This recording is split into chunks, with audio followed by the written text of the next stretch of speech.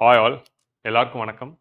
All India civil services coaching centre தமிழ்நாடுவும் நான் முதல்வனுடைய போட்டித் தேர்வு பிரிவும் ஒன்று சேர்ந்து தமிழக மாணவர்களுக்காக UPSC civil services preliminary exam 2025க்கு ப்ரிப்பேர் பண்ணிட்டு இருக்கிற அந்த ஆஸ்பிரன்ஸ்க்காக ஒரு எக்ஸ்க்ளூசிவ் டெஸ்ட் சீரிஸ் வந்து லான்ச் பண்ணியிருக்காங்க. இந்த டெஸ்ட் சீரிஸ் வந்து எப்போவுமே வந்து all India civil service coaching சென்டரில் ரெசிடென்ஷியல் ப்ரோக்ராமில் இருக்கிற ஸ்டூடெண்ட்ஸ் வந்து அவைல் பண்ணிட்டு இருப்பாங்க. அவங்களுக்கு எவ்ரி ஃப்ரைடே டெஸ்ட் நடக்கும். அன்றைக்கே வந்து ஆஃப்லைன் மோடில் டிஸ்கஷன் நடக்கும். இந்த டெஸ்ட் சீரிஸ் வந்து தமிழக மாணவர்கள் எல்லாருக்கும் போய் சேரணும் அப்படிங்கிறத முன்னெடுப்பில் நான் முதல்வன் டீம் வந்து அண்ணா நகரில் ஒரு ஸ்டடி ஹால் ஆரம்பித்தாங்க. ஸோ அந்த ஸ்டடி ஹாலில் தங்கி படிக்கிற அந்த ஸ்டடி ஹாலில் வந்து படிக்கிற மாணவர்களும் இந்த டெஸ்ட் எழுதணுங்கிறதுக்காக எவ்ரி ஃப்ரைடே அந்த அண்ணா நகரில் இருக்கிற நான் முதல்வன் ஸ்டடி ஹால்லையுமே இந்த டெஸ்ட் வந்து நடக்குது. ஸோ இந்த நான் முதல்வன் இங்கே ஆஃப்லைனில் ஆல் இந்தியா சிவில் சர்வீஸில் இருக்கிற ஸ்டூடெண்ட்ஸ் எல்லாருக்குமே ஆஃப்லைன்லேயே டெஸ்ட் டிஸ்கஷன் நடக்கும். ஆனால் இந்த நான் முதல்வன் ஸ்டடி ஹாலில் டெஸ்ட் எழுதுறவங்களுக்காகவும் தமிழகத்தில் யாராக இருந்தாலும் இந்த டெஸ்ட்டை ஆக்சஸ் பண்ணணும்னா நீங்கள் நான் முதல்வனோட டெலிகிராம் சேனலில் ஜாயின் பண்ணி, அதாவது நான் முதல்வன் ஸ்டடி ஹாலோட டெலிகிராம் சேனலில் ஜாயின் பண்ணிங்கன்னா அதிலே கொஸ்டின்ஸ் அண்ட் எக்ஸ்ப்ளனேஷன் போடுவோம். அதையும் நீங்கள் பிரிண்ட் போட்டு ஒரு OMR வாங்கி நீங்களே கூட டெஸ்ட் எழுதலாம். ஸோ இப்படி நான் முதல்வன் ஸ்டடி ஹால்லையும் தமிழகத்தில் எந்த மூலையிலிருந்து இந்த டெஸ்ட்டை ஆக்சஸ் பண்ணுற மாணவர்களுக்கும் டிஸ்கஷன் வீடியோ போடுறதுக்கான இனிஷியேட்டிவ் தான் இந்த வீடியோ.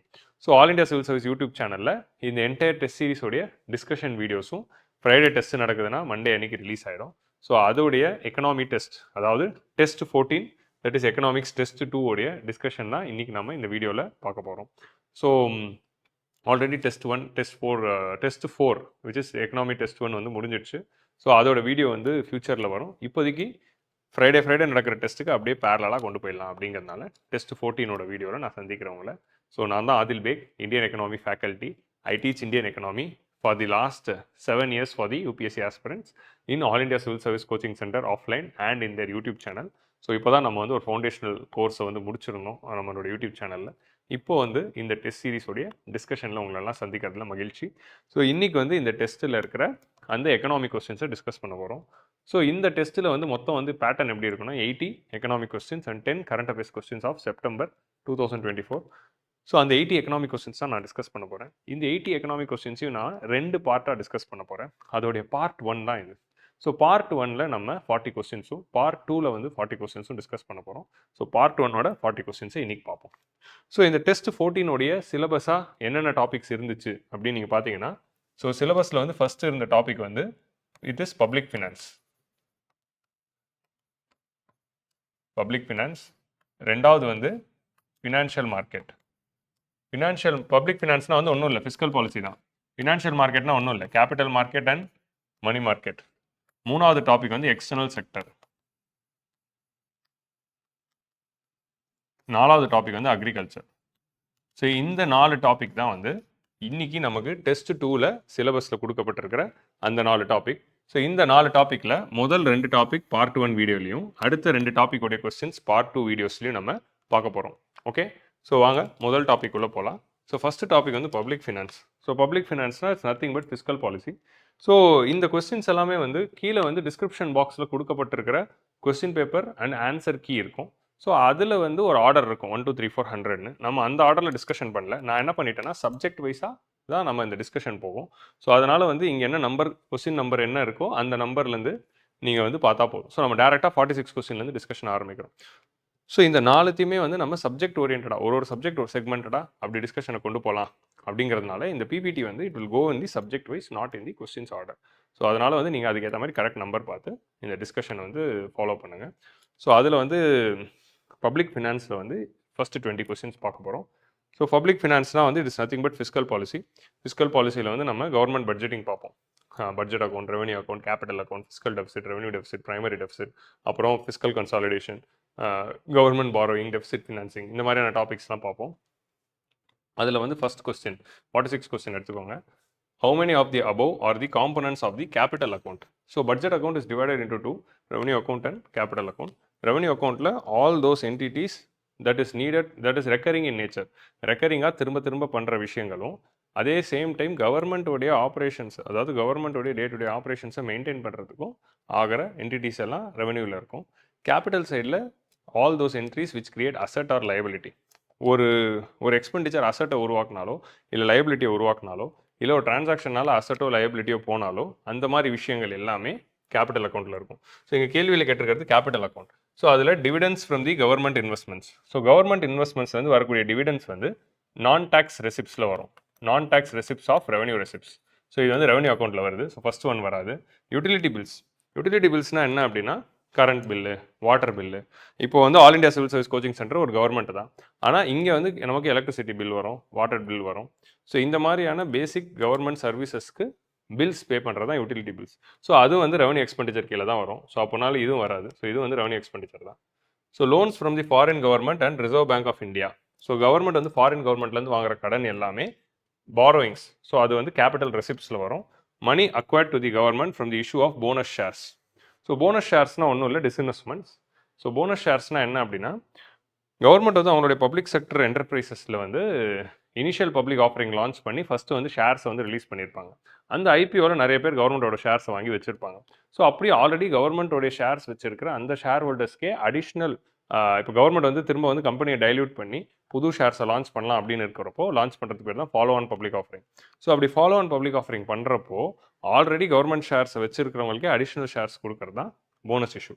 ஸோ இப்படி போனஸ் இஷ்யூங்கிறது it's part of disinvestment. Government is selling their asset to the public. So அந்த டிஸ்இன்வெஸ்ட்மெண்ட் வந்து again it is coming in the capital receipts.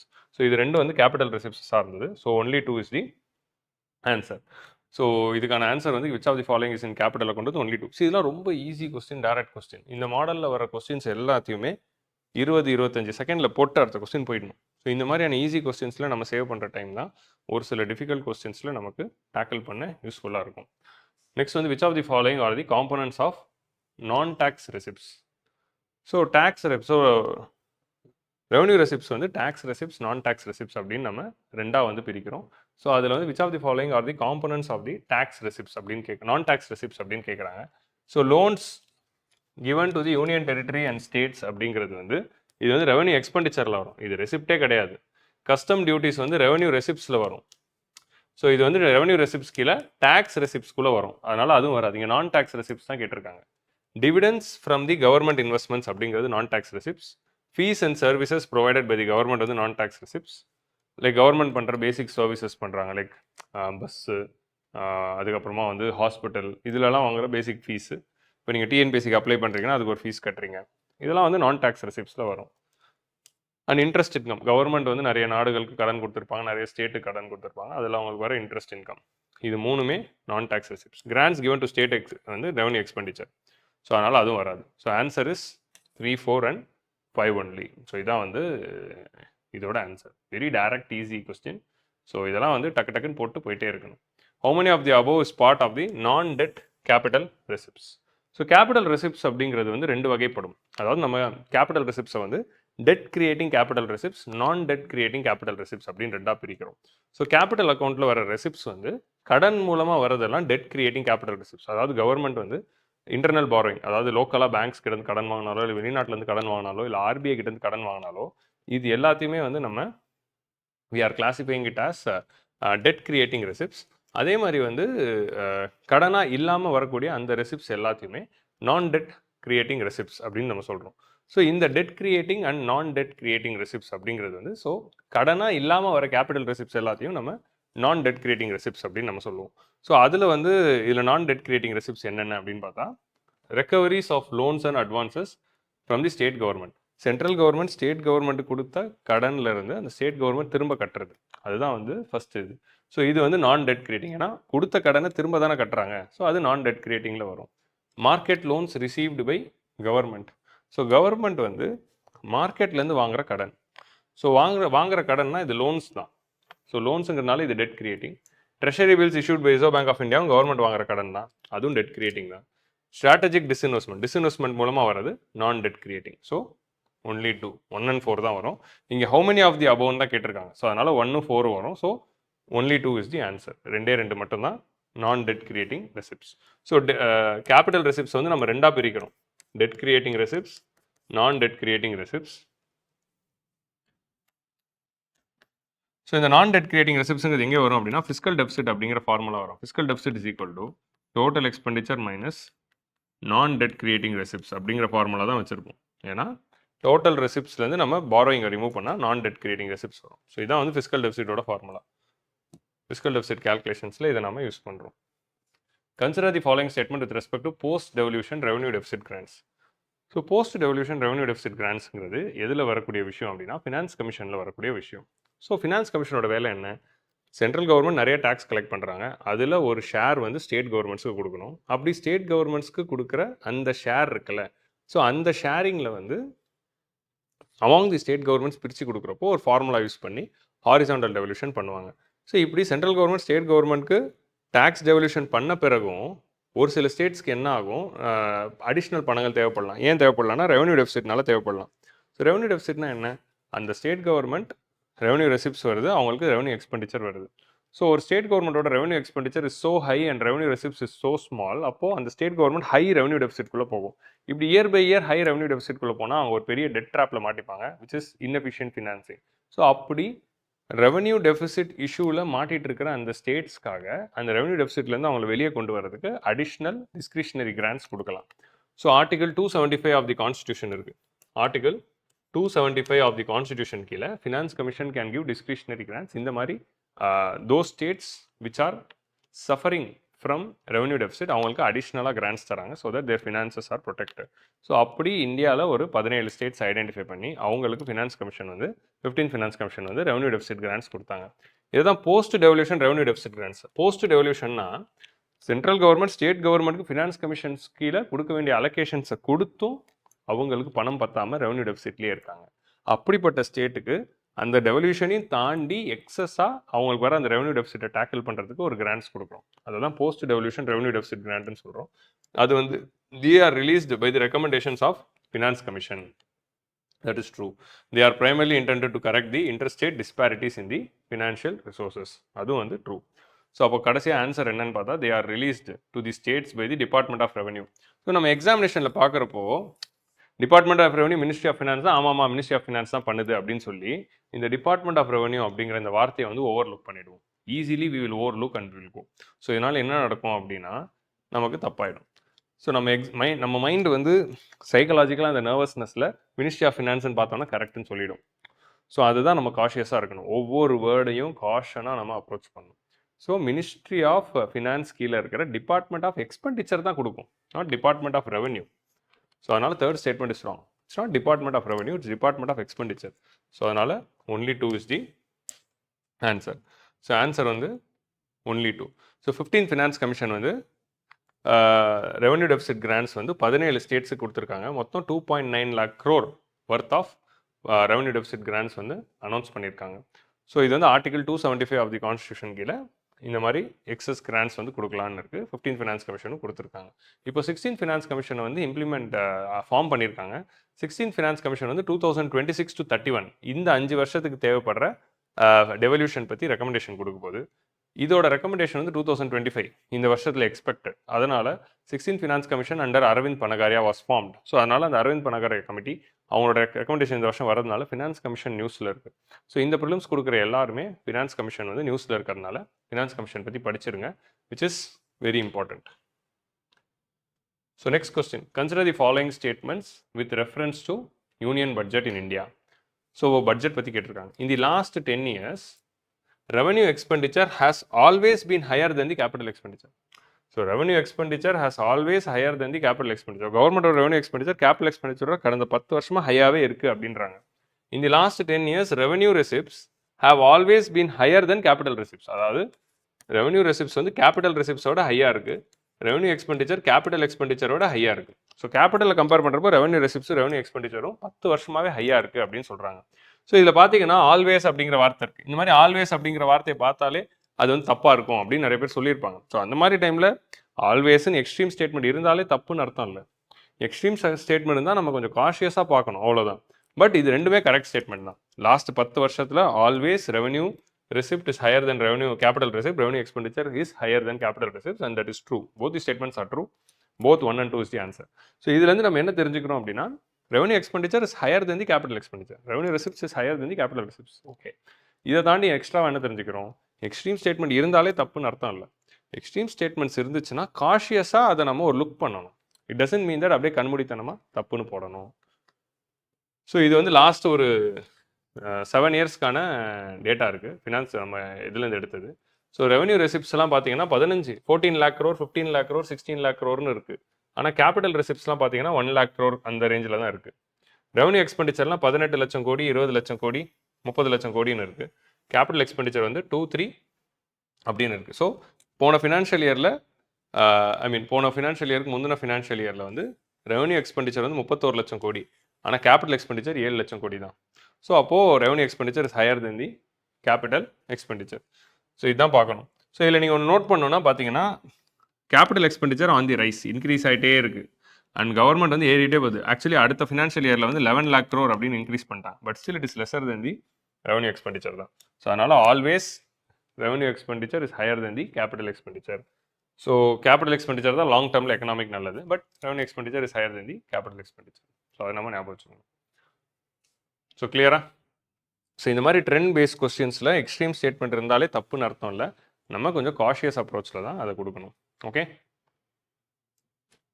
So next question, arrange the following central government receipts in descending order with reference to financial year 2024-25 budget. Actually இது எல்லாமே subject to change. So இந்த video வந்து யூடியூப்பில் வரும்போது central கவர்மெண்ட்டோடைய economic சர்வேவும் பட்ஜெட்டும் release ஆகிருக்கும். But இதை நான் record பண்ணுறப்போ ஐ ஆம் recording it on Jan 31st. இன்னும் எக்கனாமிக் சர்வேவும் ரிலீஸ் ஆகலை, பட்ஜெட்டும் ரிலீஸ் ஆகலை. ஸோ அதனால் நான் போன வருஷம் டேட்டா வச்சு தான் இந்த ஆன்சரை டிஸ்கஸ் பண்ண வேண்டியதாக இருக்குது. ஸோ இந்த வீடியோ பார்க்குற நீங்கள் இந்த வீடியோ ரிலீஸ் ஆன உடனே கண்டிப்பாக இந்நேரம் வந்து எக்கனாமிக் சர்வேவும் பட்ஜெட்டும் ரிலீஸ் ஆகிருக்கும். ஸோ அதோட டேட்டா வச்சு நீங்கள் அப்டேட் பண்ணிக்கோங்க, சரியா? ஸோ போன வருஷத்தோட ட்ரெண்ட் படி which of the following is the highest central கவர்மெண்டோட ரெசிப்ட்ஸில் இது டிசெண்டிங் ஆர்டரில் கேட்டிருக்காங்க.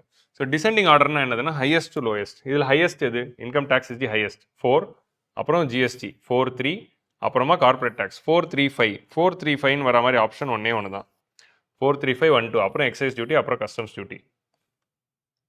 ஸோ ஹையஸ்ட் ஷேர் பார்த்தீங்கன்னா கவர்மெண்டோட ரெசிப்ட்ஸில் இன்கம் டேக்ஸ் தான் 19%, ஜிஎஸ்டி 18%, கார்பரேட் டேக்ஸ் 17%, அதுக்கப்புறம் தான் உங்களுக்கு excise duty, customs duty. So answer வந்து சி. ஸோ இது வந்து போன வருஷத்தோடைய பட்ஜெட்டோடைய டேட்டா. இந்த வருஷத்தோட பட்ஜெட்டோட டேட்டா இதே மாதிரி ஒரு புது ரவுண்ட் வந்திருக்கும். ஸோ அதை வந்து நீங்கள் அப்டேட் பண்ணிக்கோங்க. அது நம்ம பட்ஜெட் செஷன் வீடியோஸில் பார்த்துக்கலாம். ஓகே, பட் கிட்டத்தட்ட ட்ரெண்ட் வந்து சேமாக தான் இருந்திருக்கும் அப்படின்னு நான் நினைக்கிறேன். நெக்ஸ்ட் வந்து டெபிசிட்ஸ் வச்சு கேட்டிருக்காங்க. when the primary deficit becomes 0 all the government borrowings are used to pay the interest payments.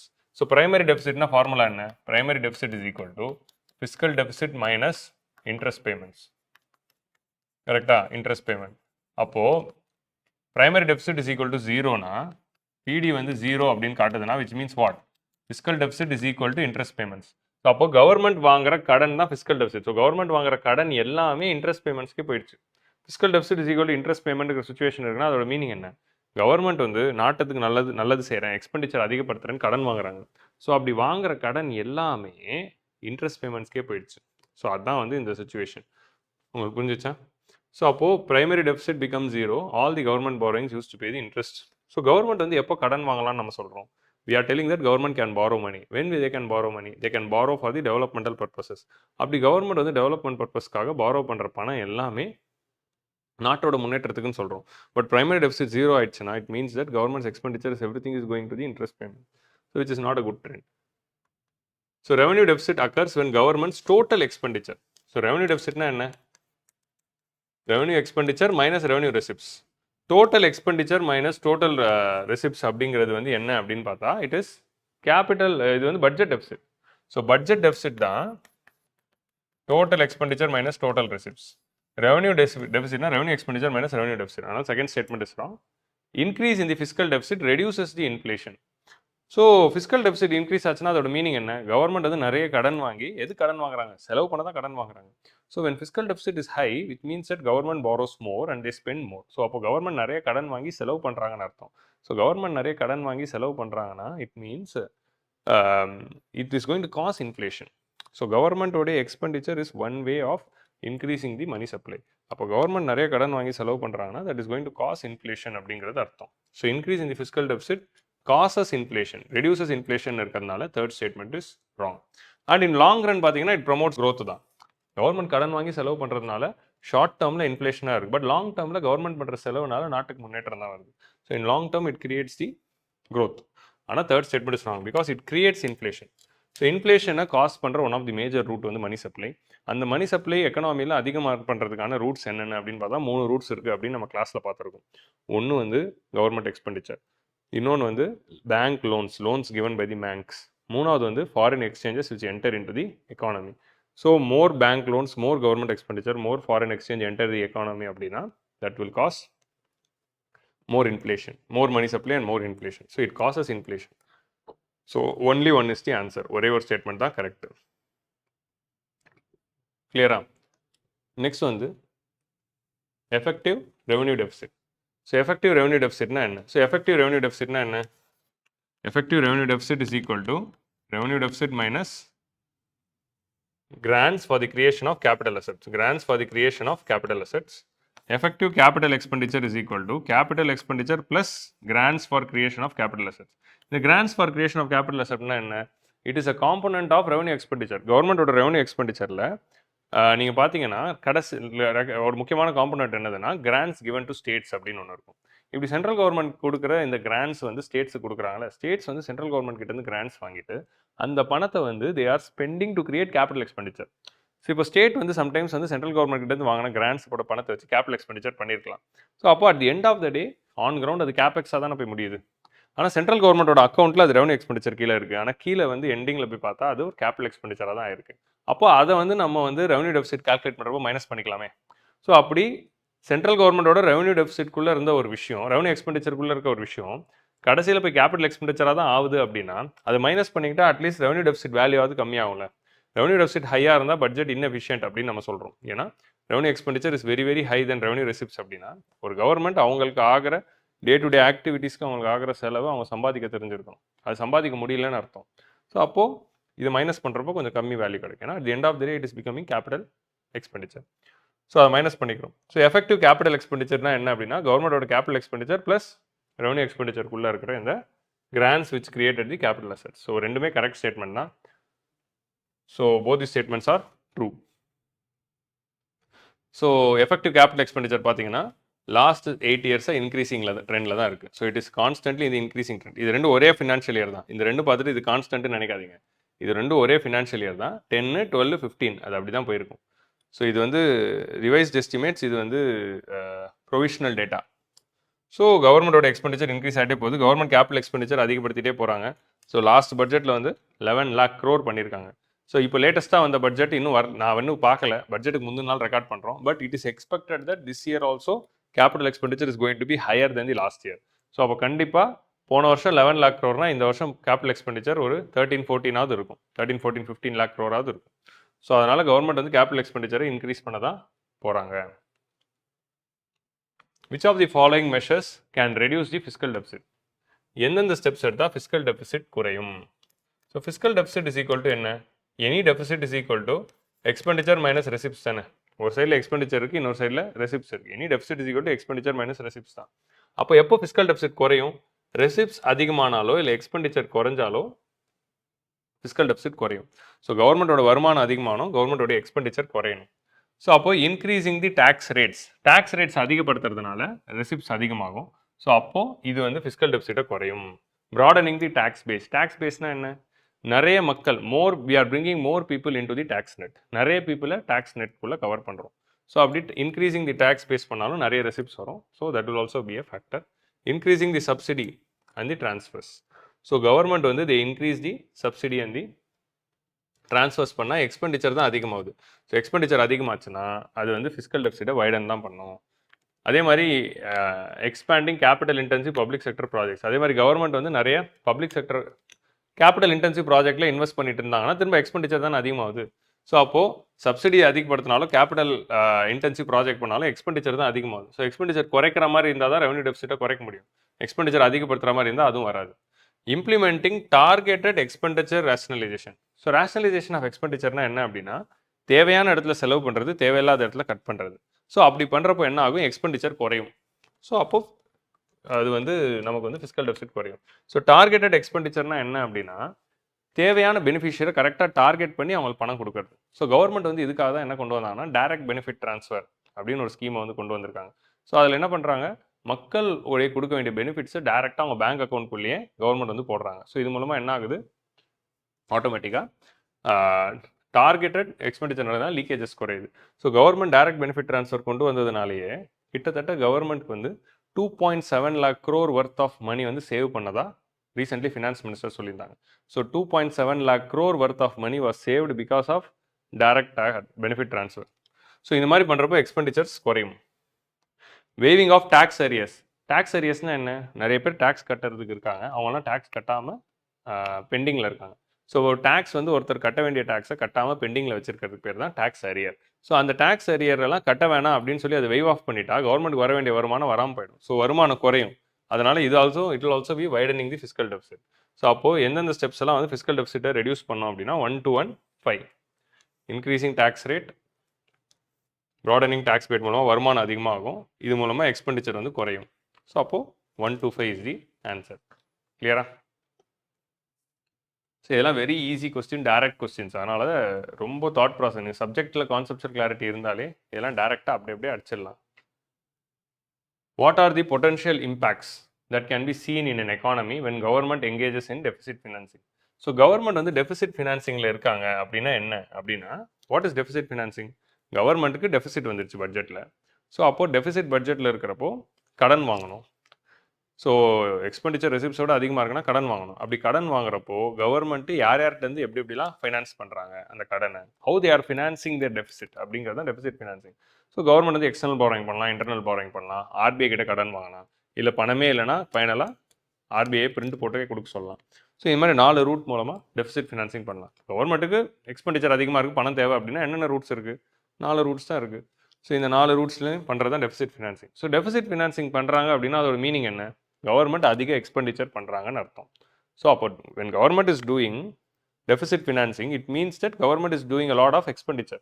So அப்போ கவர்மெண்ட் வந்து அதிகமான எக்ஸ்பெண்டிச்சர் பண்ணுறாங்கன்னா அதோட மீனிங் என்ன? What are the impacts of deficit ஃபினான்சிங்னா what are the impact of increase government expenditure? அதுதான் வந்து இதில் நான் புரிஞ்சுக்கணும். ஸோ கவர்மெண்ட்டோட எக்ஸ்பெண்டிச்சர் அதிகமாச்சுன்னா that will cause inflation. So நிச்சயமாக இன்ஃப்ளேஷன் வரும். ஆனால் டீஃப்ளேஷன் வருமா? இன்ஃப்ளேஷன் வருது, எப்படி டீஃப்ளேஷன் வரும்? ஸோ டீஃப்ளேஷன் வராது. ஸோ கவர்மெண்ட் அதிக எக்ஸ்பெண்டிச்சர் பண்ணால் எக்கனாமி க்ரோத்தை நோக்கி தான் போகுமே தவிர, so it will create economic growth and not recession. So அதனால் ரெசெஷன் வராது. So it will create economic growth but not recession. அதே மாதிரி இன்கம் ஈக்குவாலிட்டி வரும்னு நினைக்கிறீங்களா? இன்கம் ஈக்குவாலிட்டி வரும்னு நம்மளால் சொல்லவே முடியாது. கவர்மெண்ட் நிறைய எக்ஸ்பெண்டிச்சர் பண்ணுறதுனால எல்லாருக்கும் இன்கம் ஈக்குவாலிட்டி வரும் அப்படின்னு சொல்லிட முடியாது. ஏன்னா கவர்மெண்டோட எக்ஸ்பெண்டிச்சர்னால இன்ஃப்ளேஷன் வருது, inflation differentially affects the rich and poor. அப்படி இருக்கிறப்போ ஈக்குவாலிட்டிலாம் வரும் அப்படின்னு எக்ஸ்பெக்ட் பண்ண முடியாது. Favourable balance of payment. So கவர்மெண்டோட எக்ஸ்பெண்டிச்சருக்கும் balance of payments. Balance of பேமெண்ட்ஸ்னா the export imports, the dollars which enter in to the country and dollars which goes out of the country, அதோட நெட் வேல்யூ. ஸோ அந்த வேல்யூலலாம் எந்த change வரும் அப்படிங்கிறது சொல்ல முடியாது. So favourable balance of payment இருக்குங்கிறது சொல்ல முடியாது. So 1 and 4 is the answer. So அப்போ வந்து what are the potential impact of deficit financing அப்படின்னா, it will create economic growth, it will cause inflation, but not the other 4. So கிளியரா? So with this நம்ம first 10 questions முடிச்சிட்டோம். இப்போது டேரெக்டாக எல்லாரும் 59வது கொஸ்டின்லேருந்து முதல் கொஸ்டினுக்கு போங்க. ஸோ முதல் 10 கொஸ்டின் கொஸ்டின் 1 to கொஸ்டின் 10 அதுவும் வந்து ஃபிஸ்கல் பாலிசியிலேருந்து தான் நம்ம எடுத்திருக்கோம். With reference to financial stability and development council consider the following statements.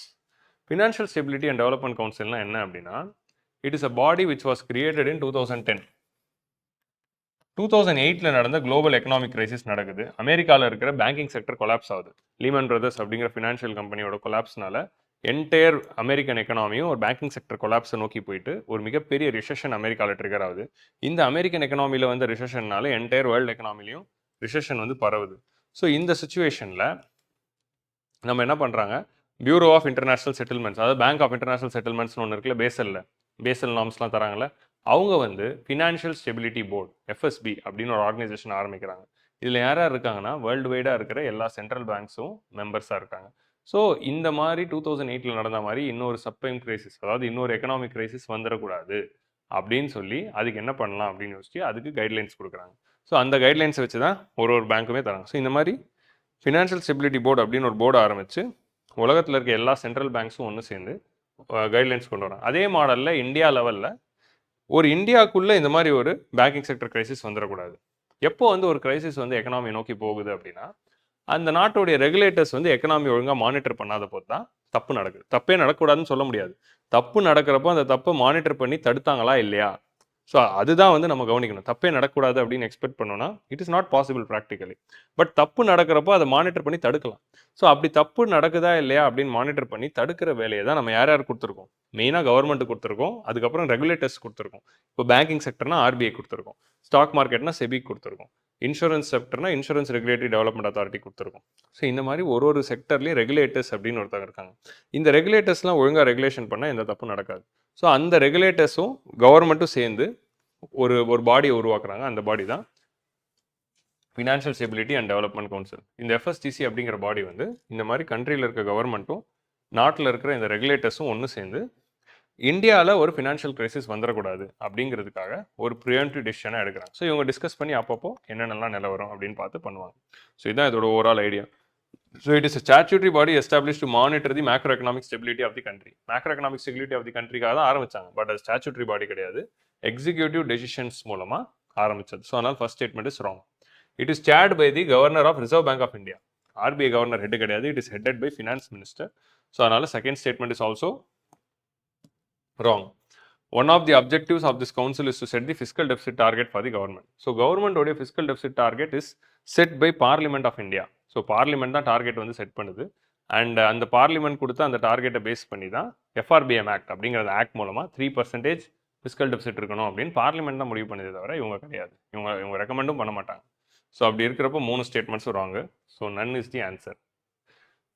So இவங்களோட இந்த பாடியோட ஜென்ரல் ரெஸ்பான்சிபிலிட்டிஸ் அதை தாண்டி என்னதுன்னா இந்தியாவில் ஃபினான்ஷியல் ஸ்டெபிலிட்டி என்ஷோர் பண்ணணும், financial sector development, financial sector டெவலப்மெண்ட்னா பேங்கிங், இன்சூரன்ஸ் அது டெவலப் பண்ணணும்.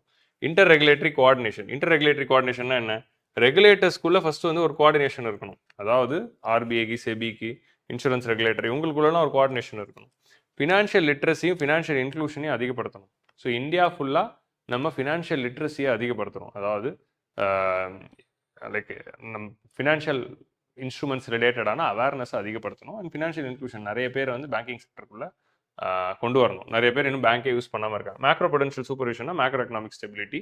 அண்ட் அதே மாதிரி வந்து coordinating India's actions with the international body like FATF, financial action task force அப்படிங்கிற இந்த பாடி கூடயும் நான் ஆல்ரெடி சொன்ன ஃபினான்ஷியல் ஸ்டெபிலிட்டி போர்டு எஃப்எஸ்பி அப்படின்னு சொன்னால இந்த மாதிரியான பாடிஸ் கூட இன்டர்நேஷனல் லெவலில் கோஆர்டினேட் பண்ணுறது தான் இவங்களோட மெயின் ரோலாக இருக்குது. ஸோ இதெல்லாம் அப்படியே ப்ரிலிம்ஸ் பாயிண்ட் ஆஃப் வியூவில் பாருங்கள். அண்ட் இதை பேஸ் பண்ணி ஒரு ப்ரிலிம்ஸ் கொஸ்டின் 2-3 வருஷத்துக்கு முன்னாடி வந்துச்சு. இதில் யாரெல்லாம் மெம்பர்ஸாக இருக்காங்க? Union finance minister is the chairperson. அதை தாண்டி யாரெல்லாம் மெம்பர்னா ஆர்பிஐயோட கவர்னர். ரெகுலேட்டர் சைட்லேருந்து யார் இருக்காங்கன்னு பாருங்கள். ஆர்பிஐயோடைய governor, securities and exchange board of India செபியோடைய chairperson, insurance regulatory and development authority of இந்தியாவோட chairperson, pension fund regulatory and development authority அவங்களுடைய சேர்பர்சன், அண்ட் ஃபைனலாக லேட்டஸ்ட்டாக இவங்க தான் ஆட் பண்ணியிருக்காங்க insolvency and bankruptcy board of India. So insolvency and bankruptcy board of India was started under insolvency and bankruptcy code. இது எதுக்குன்னா இந்தியாவில் bankruptcy and insolvency related process எல்லாம் ஸ்ட்ரீம்லைன் பண்ணுறதுக்கு ஒரு கோடு கொண்டு வந்தாங்க. அந்த இன்சால்வன்சி ப்ராசஸை ரெகுலேட் பண்ணுறது தான் இந்த insolvency and bankruptcy board of India. So இந்த 5 முக்கியமான ஃபினான்ஷியல் செக்டர் ரெகுலேட்டர்ஸுடைய மெம்பர்ஷிப்பும் இதில் இருக்குது. இதை தாண்டி கவர்மெண்ட்டோடைய செக்ரட்டரிஸ் இருக்காங்க. Like department of economic affairs, department of financial services உடைய secretary under ministry of finance, ministry of corporate affairs உடைய செக்ரட்டரி, அப்புறம் மெய்டி மினிஸ்ட்ரி ஆஃப் எலக்ட்ரானிக்ஸோட செக்ரட்டரி, அப்புறம் chief economic advisor of ministry of finance Anantha Nageswaran who releases economic survey. So இவங்க எல்லாருமே சேர்ந்த ஒரு body தான் financial stability and development council. So இவங்க எல்லாரும் சேர்ந்தா தான் financial stability and development council. கிளியரா? ஸோ கான்செப்ட் புரிஞ்சிச்சா? ஸோ இந்த மாதிரி ஒரு ப்ரிலிம்ஸ் பாயிண்ட் ஆஃப் வியூவில் இதுலேருந்து என்னென்னலாம் ப்ரிலிம்ஸ் கொஸ்டின்ஸ் வரும்னு நம்ம எக்ஸ்பெக்ட் பண்ணுறோமோ எல்லா டைமென்ஷன்லையும் இது படிச்சிடணும். ஸோ இந்த கொஸ்டின் வந்து ரொம்ப interesting question. Tax buoyancy and tax எலாஸ்டிசிட்டியை வச்சு கொஸ்டின். டேக்ஸ் பாயன்சினா என்ன? ஒரு நாட்டுடைய டேக்ஸ் ரெவன்யூ கலெக்ஷன் அந்த நாட்டுடைய ஜிடிபி அதிகமாகிறப்போ ஆட்டோமேட்டிக்காக டேக்ஸ் ரெவன்யூ கலெக்ஷன்ஸும் அதிகமாகும். இதை தான் வந்து நம்ம டேக்ஸ் பாயன்சின்னு சொல்கிறோம். ஸோ பாயன்சினா என்ன? டேக்ஸோடைய ரெவன்யூ கலெக்ஷன் அந்த கண்ட்ரியோட ஜிடிபி அதிகமாகிறப்போ ஆட்டோமேட்டிக்காக டேக்ஸ் கலெக்ஷன்ஸும் அதிகமாகும். இதுதான் டேக்ஸ் பாயன்சின்னு சொல்கிறோம். டேக்ஸ் எலாஸ்டிசிட்டினா என்னன்னு சொல்கிறோம் அப்படின்னா டேக்ஸ் ரேட் இன்க்ரீஸ் ஆக டேக்ஸ் கலெக்ஷன்ஸும் இன்க்ரீஸ் ஆகும் அப்படின்னு சொல்கிறது தான் tax elasticity. So tax elasticity tax ரேட்டை நம்ம அதிகப்படுத்தினா டேக்ஸ் கலெக்ஷன் அதிகமாகும். பட் லாஃபர் கர்வ் அப்படிங்கிற கர்வில் என்ன சொல்கிறாங்க? நீங்கள் ரேட்டை அதிகப்படுத்த டேக்ஸ் கலெக்ஷன்ஸ் அதிகமாகும். பட் அதுக்கு ஒரு லிமிட் இருக்குது. ஒரு லிமிட்டுக்கு மேலே நீங்கள் டேக்ஸ் ரேட்டை ஏற்றுனீங்கன்னா டேக்ஸ் கலெக்ஷன்ஸ் குறைஞ்சிரும் அப்படின்னு லாஃபர் கர்வ் அப்படிங்கிற அந்த கர்வும் சொல்லுது. ஸோ இதெல்லாம் தான் concept. When tax is said to be buoyant, revenue increases without increasing the tax rate. So tax வந்து ஒன்று பாயண்ட்டாக இருக்குன்னா அந்த நாட்டோட ஜிடிபி ஏறினாலே டேக்ஸ் கலெக்ஷன் ஏறிடும். நம்ம டேக்ஸ் ரேட் ஏற்றணும்னு அவசியமே இல்லை.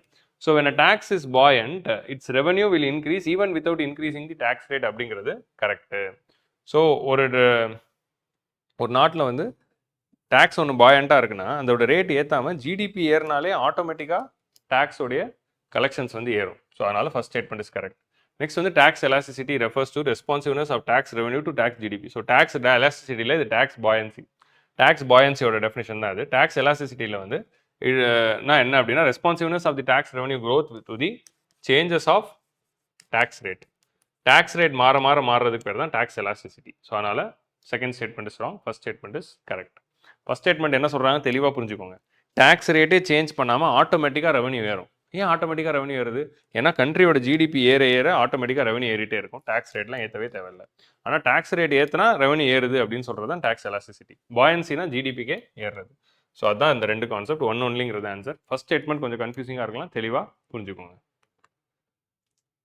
மூணாவது, with reference to direct tax to GDP ratio, consider the following statements. So direct tax to GDP ratio na numeratorல நம்ம direct tax collections வச்சுக்கிறோம், denominatorல நம்ம GDP வச்சுக்கிறோம். So direct tax to GDP ratio என்ன சொல்லுது அப்படின்னு பார்த்தா, ஒரு நாட்டுடைய direct tax ஏற நம்ம வந்து அது நியூமரேட்டரில் வச்சுக்கிறோம். So government will have the more money to spend. It is an economic indicator that measures the proportion of country's total direct tax revenue relative to the gross domestic product. So numeratorல direct tax revenue, denominatorல gross domestic. Just definition தான் first statement இருக்கு, அது correct. A lower ratio indicates that government has higher funding for public services and investment. So lower rate of ratio னா என்ன அப்படின்னா, இப்போ tax to GDP ratio, அதாவது tax to GDP ratio வந்து கம்மியாக இருக்குது அப்படின்னா direct tax collections கம்மியாக இருக்குன்னு அர்த்தம். So tax to GDP ratio கம்மியாக இருக்குன்னா அதோட மீனிங் என்ன? கண்ட்ரியோட ஜிடிபிக்கு ஏற்ற மாதிரி டேரக்ட் டேக்ஸ் கலெக்ட் ஆகிறதுல டேரக்ட் டேக்ஸ் கம்மியாக தான் கலெக்ட் ஆகுது. டேரக்ட் டேக்ஸ் கம்மியாக தான் கலெக்ட் ஆகுதுன்னா அப்போ கவர்மெண்ட்க்கு எக்ஸ்பெண்டிச்சர் பண்ணுறதுக்கு கம்மியான பணம் தான் இருக்குது அப்படின்னு அர்த்தம். So government will have less amount of money to do the expenditure. So அதுதான் இதோட meaning. So lower tax to GDP ratio indicates that government is having lesser funding for the public services. இங்கே ஹையர்னு இருக்கிறதுனால second statement is wrong. So government will have the lesser funding for the public services. ஏன்னா tax ratio கம்மியாக இருக்குன்னா tax collection கம்மியாக இருக்குன்னு அர்த்தம். In the last 2 decades, financial year 2023-2024 has recorded the highest direct tax to GDP ratio அப்படின்னா அது correct. Last 20 வருஷத்தில் 2023-24 இந்த வருஷத்தில் தான் highest levels of direct tax collections நமக்கு வந்திருக்கு. ஸோ அது கரெக்ட் தான். Highest levels of direct tax collection highest levels of direct tax GDP ratio வந்திருக்கு. அது கரெக்ட் தான். இது ஏன் கரெக்ட் அப்படி? இப்போ 2024-25க்கு 2023-24 அதிகமாக தான் கலெக்ட்னு ஆயிருக்கும் அப்படின்னு எஸ்டிமேட்டில் சொல்லுது. பட் இன்னும் ஃபினான்ஷியல் இயரே முடியல. இன்னும் நம்ம பிப்ரவரியில் தான் இருக்கும். ஸோ பிப்ரவரியோட நிலவரத்தில் இன்னும் பார்த்தீங்கன்னா பிப்ரவரி முடியணும், மார்ச் முடியணும், இன்னும் 2 மாதம் இருக்குது. ஸோ அதனால் நம்ம கரண்ட் இயரை கணக்கில் எடுத்துக்கல. ப்ரீவியஸ் முடிஞ்ச இயர் வரைக்கும் எடுத்து பார்க்குறப்போ ப்ரீவியஸ் இயர் தான் ஹையஸ்ட். ஸோ அதனால் 1 and 3 is the ஆன்சர். ஏன்னா இந்த கரண்ட் இயரே இன்னும் முடியல. ஸோ கரண்ட் இயரில் பார்த்தீங்கன்னா இதுதான் வந்து direct tax GDP ratio. Direct tax GDP ratio வந்து உடைய ட்ரெண்ட் இதுதான். பேண்டமிக் அப்போ அஃப்கோர்ஸ் குறைஞ்சிச்சு, அப்புறம் திரும்ப ஏறிடுச்சு. ஸோ நம்ம வந்து 2023-24 பார்த்தீங்கன்னா 11.7% வந்திருக்கு, which is the highest in the last 20 years. இப்போ அடுத்த வருஷமே 11.8ன்னு காட்டுதே, அப்போ அதான் ஹையஸ்ட்னு கேட்டால் இந்த வருஷம் இன்னும் முடியவே இல்லை. 2024-25 இன்னும் முடியவே இல்லை. அதனால் அதோட டேட்டா நமக்கு வந்து ஃபுல்லாகவே கிடைக்கல. ஸோ நம்ம கிடைச்ச டேட்டா வரைக்கும் பார்த்தா 2023-24 தான் ஹையஸ்ட். ஸோ அப்போ இந்த டேட்டா வந்து அப்டேட் ஆகும், பட்ஜெட் எக்கனாமிக் சர்வே வந்த பிறகு அப்டேட் ஆகும்.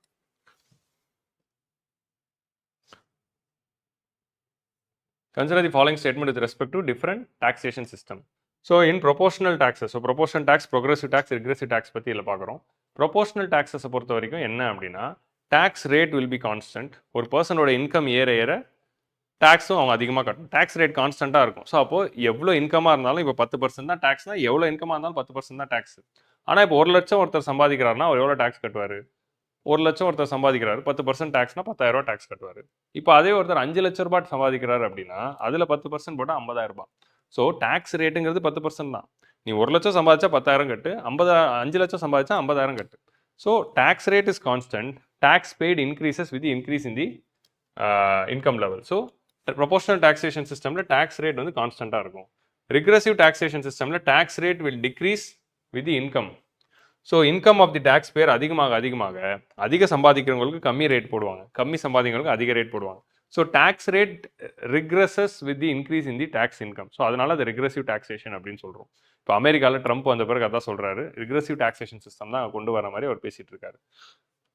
ஏன்னா வந்து அவருக்கு ஒரு சைடு வந்து ரிச் பீப்புளுக்கு மேலே கம்மி டேக்ஸ் போடணும் அப்படின்னு சொல்கிறாரு. ஸோ டைரக்ட் டேக்ஸை குறைக்கணுன்ற, இன்னொரு சைடில் எல்லாத்துக்கும் டேரிஃப் போடணும் அப்படின்ற. Tariff is indirect tax. So direct டேக்ஸை குறைச்சி இன்டைரக்ட் டேக்ஸை அதிகப்படுத்தணும் அப்படிங்கிற ஃபார்முலா தான் ட்ரம்ப் ஃபாலோ பண்ணுறாரு, which is regressive system.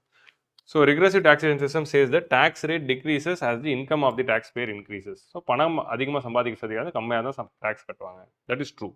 Progressive taxation system says that tax rate increases as the income level increases. So இந்தியாவில் நம்ம progressive taxation system தான் யூஸ் பண்ணுறோம். வேர் இன்கம் ஏற ஏற டேக்ஸ் ரேட் அதிகமாகிட்டே போகும். So all the 3 statements are correct.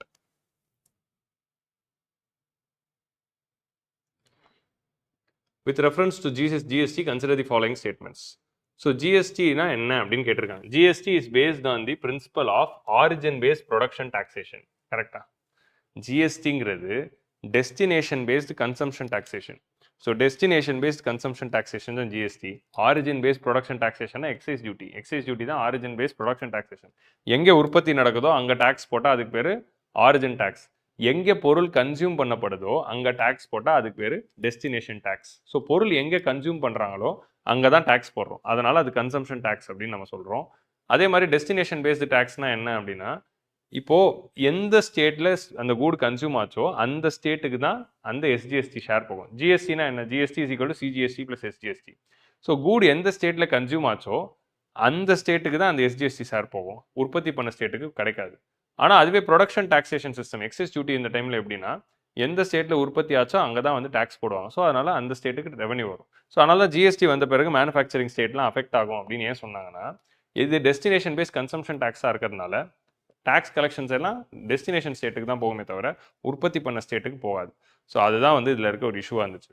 So GST அப்படிங்கிறது வந்து it is a destination based consumption tax. So நான் ஜிஎஸ்டினா என்ன, அதோட ஃபீச்சர்ஸ் என்ன அப்படிங்கிறது டீட்டெயில்டாக நம்மளுடைய ஃபவுண்டேஷனல் கோர்ஸில் நான் டிஸ்கஸ் பண்ணியிருக்கேன். ஸோ நம்ம சேனலில் இருக்க பிளேலிஸ்ட்டில் போயிட்டு எக்கனாமி ஃபவுண்டேஷனல் கோர்ஸ் போய் பாருங்கள், அதில் வந்து நான் ஜிஎஸ்டி பற்றி பேசியிருப்பேன். So it is a destination based consumption tax. So first statement is wrong. It is a value added tax levied on the most goods and services sold for the domestic consumption. So domestic கன்சம்ஷனுக்கு போடுற value added tax தான் அது correct. GST is paid by the consumers but remitted to the governments by the business selling it. So ஜிஎஸ்டியை கட்டுறது நம்ம தான், நம்ம கிட்டேருந்து வாங்கி கவர்மெண்ட்டுக்கு கொடுக்குற அந்த வேலையை தான் கடைக்காரங்க பார்க்குறாங்க. ஸோ அதான் indirect tax. It is paid by us. This people in turn they collect money from us and pay to the government. GST rates are levied and determined by the recommendation of GST council. So GST council தான் அந்த ரேட்ஸை முடிவு பண்ணுறாங்க. So என்னென்ன rates இருக்குது? 5, 12, 18, 28 இருக்கா? இந்த rates எல்லாம் முடிவு பண்ணுறது யார் அப்படின்னா GST council. So 2, 3, 4 is correct. First statement is wrong.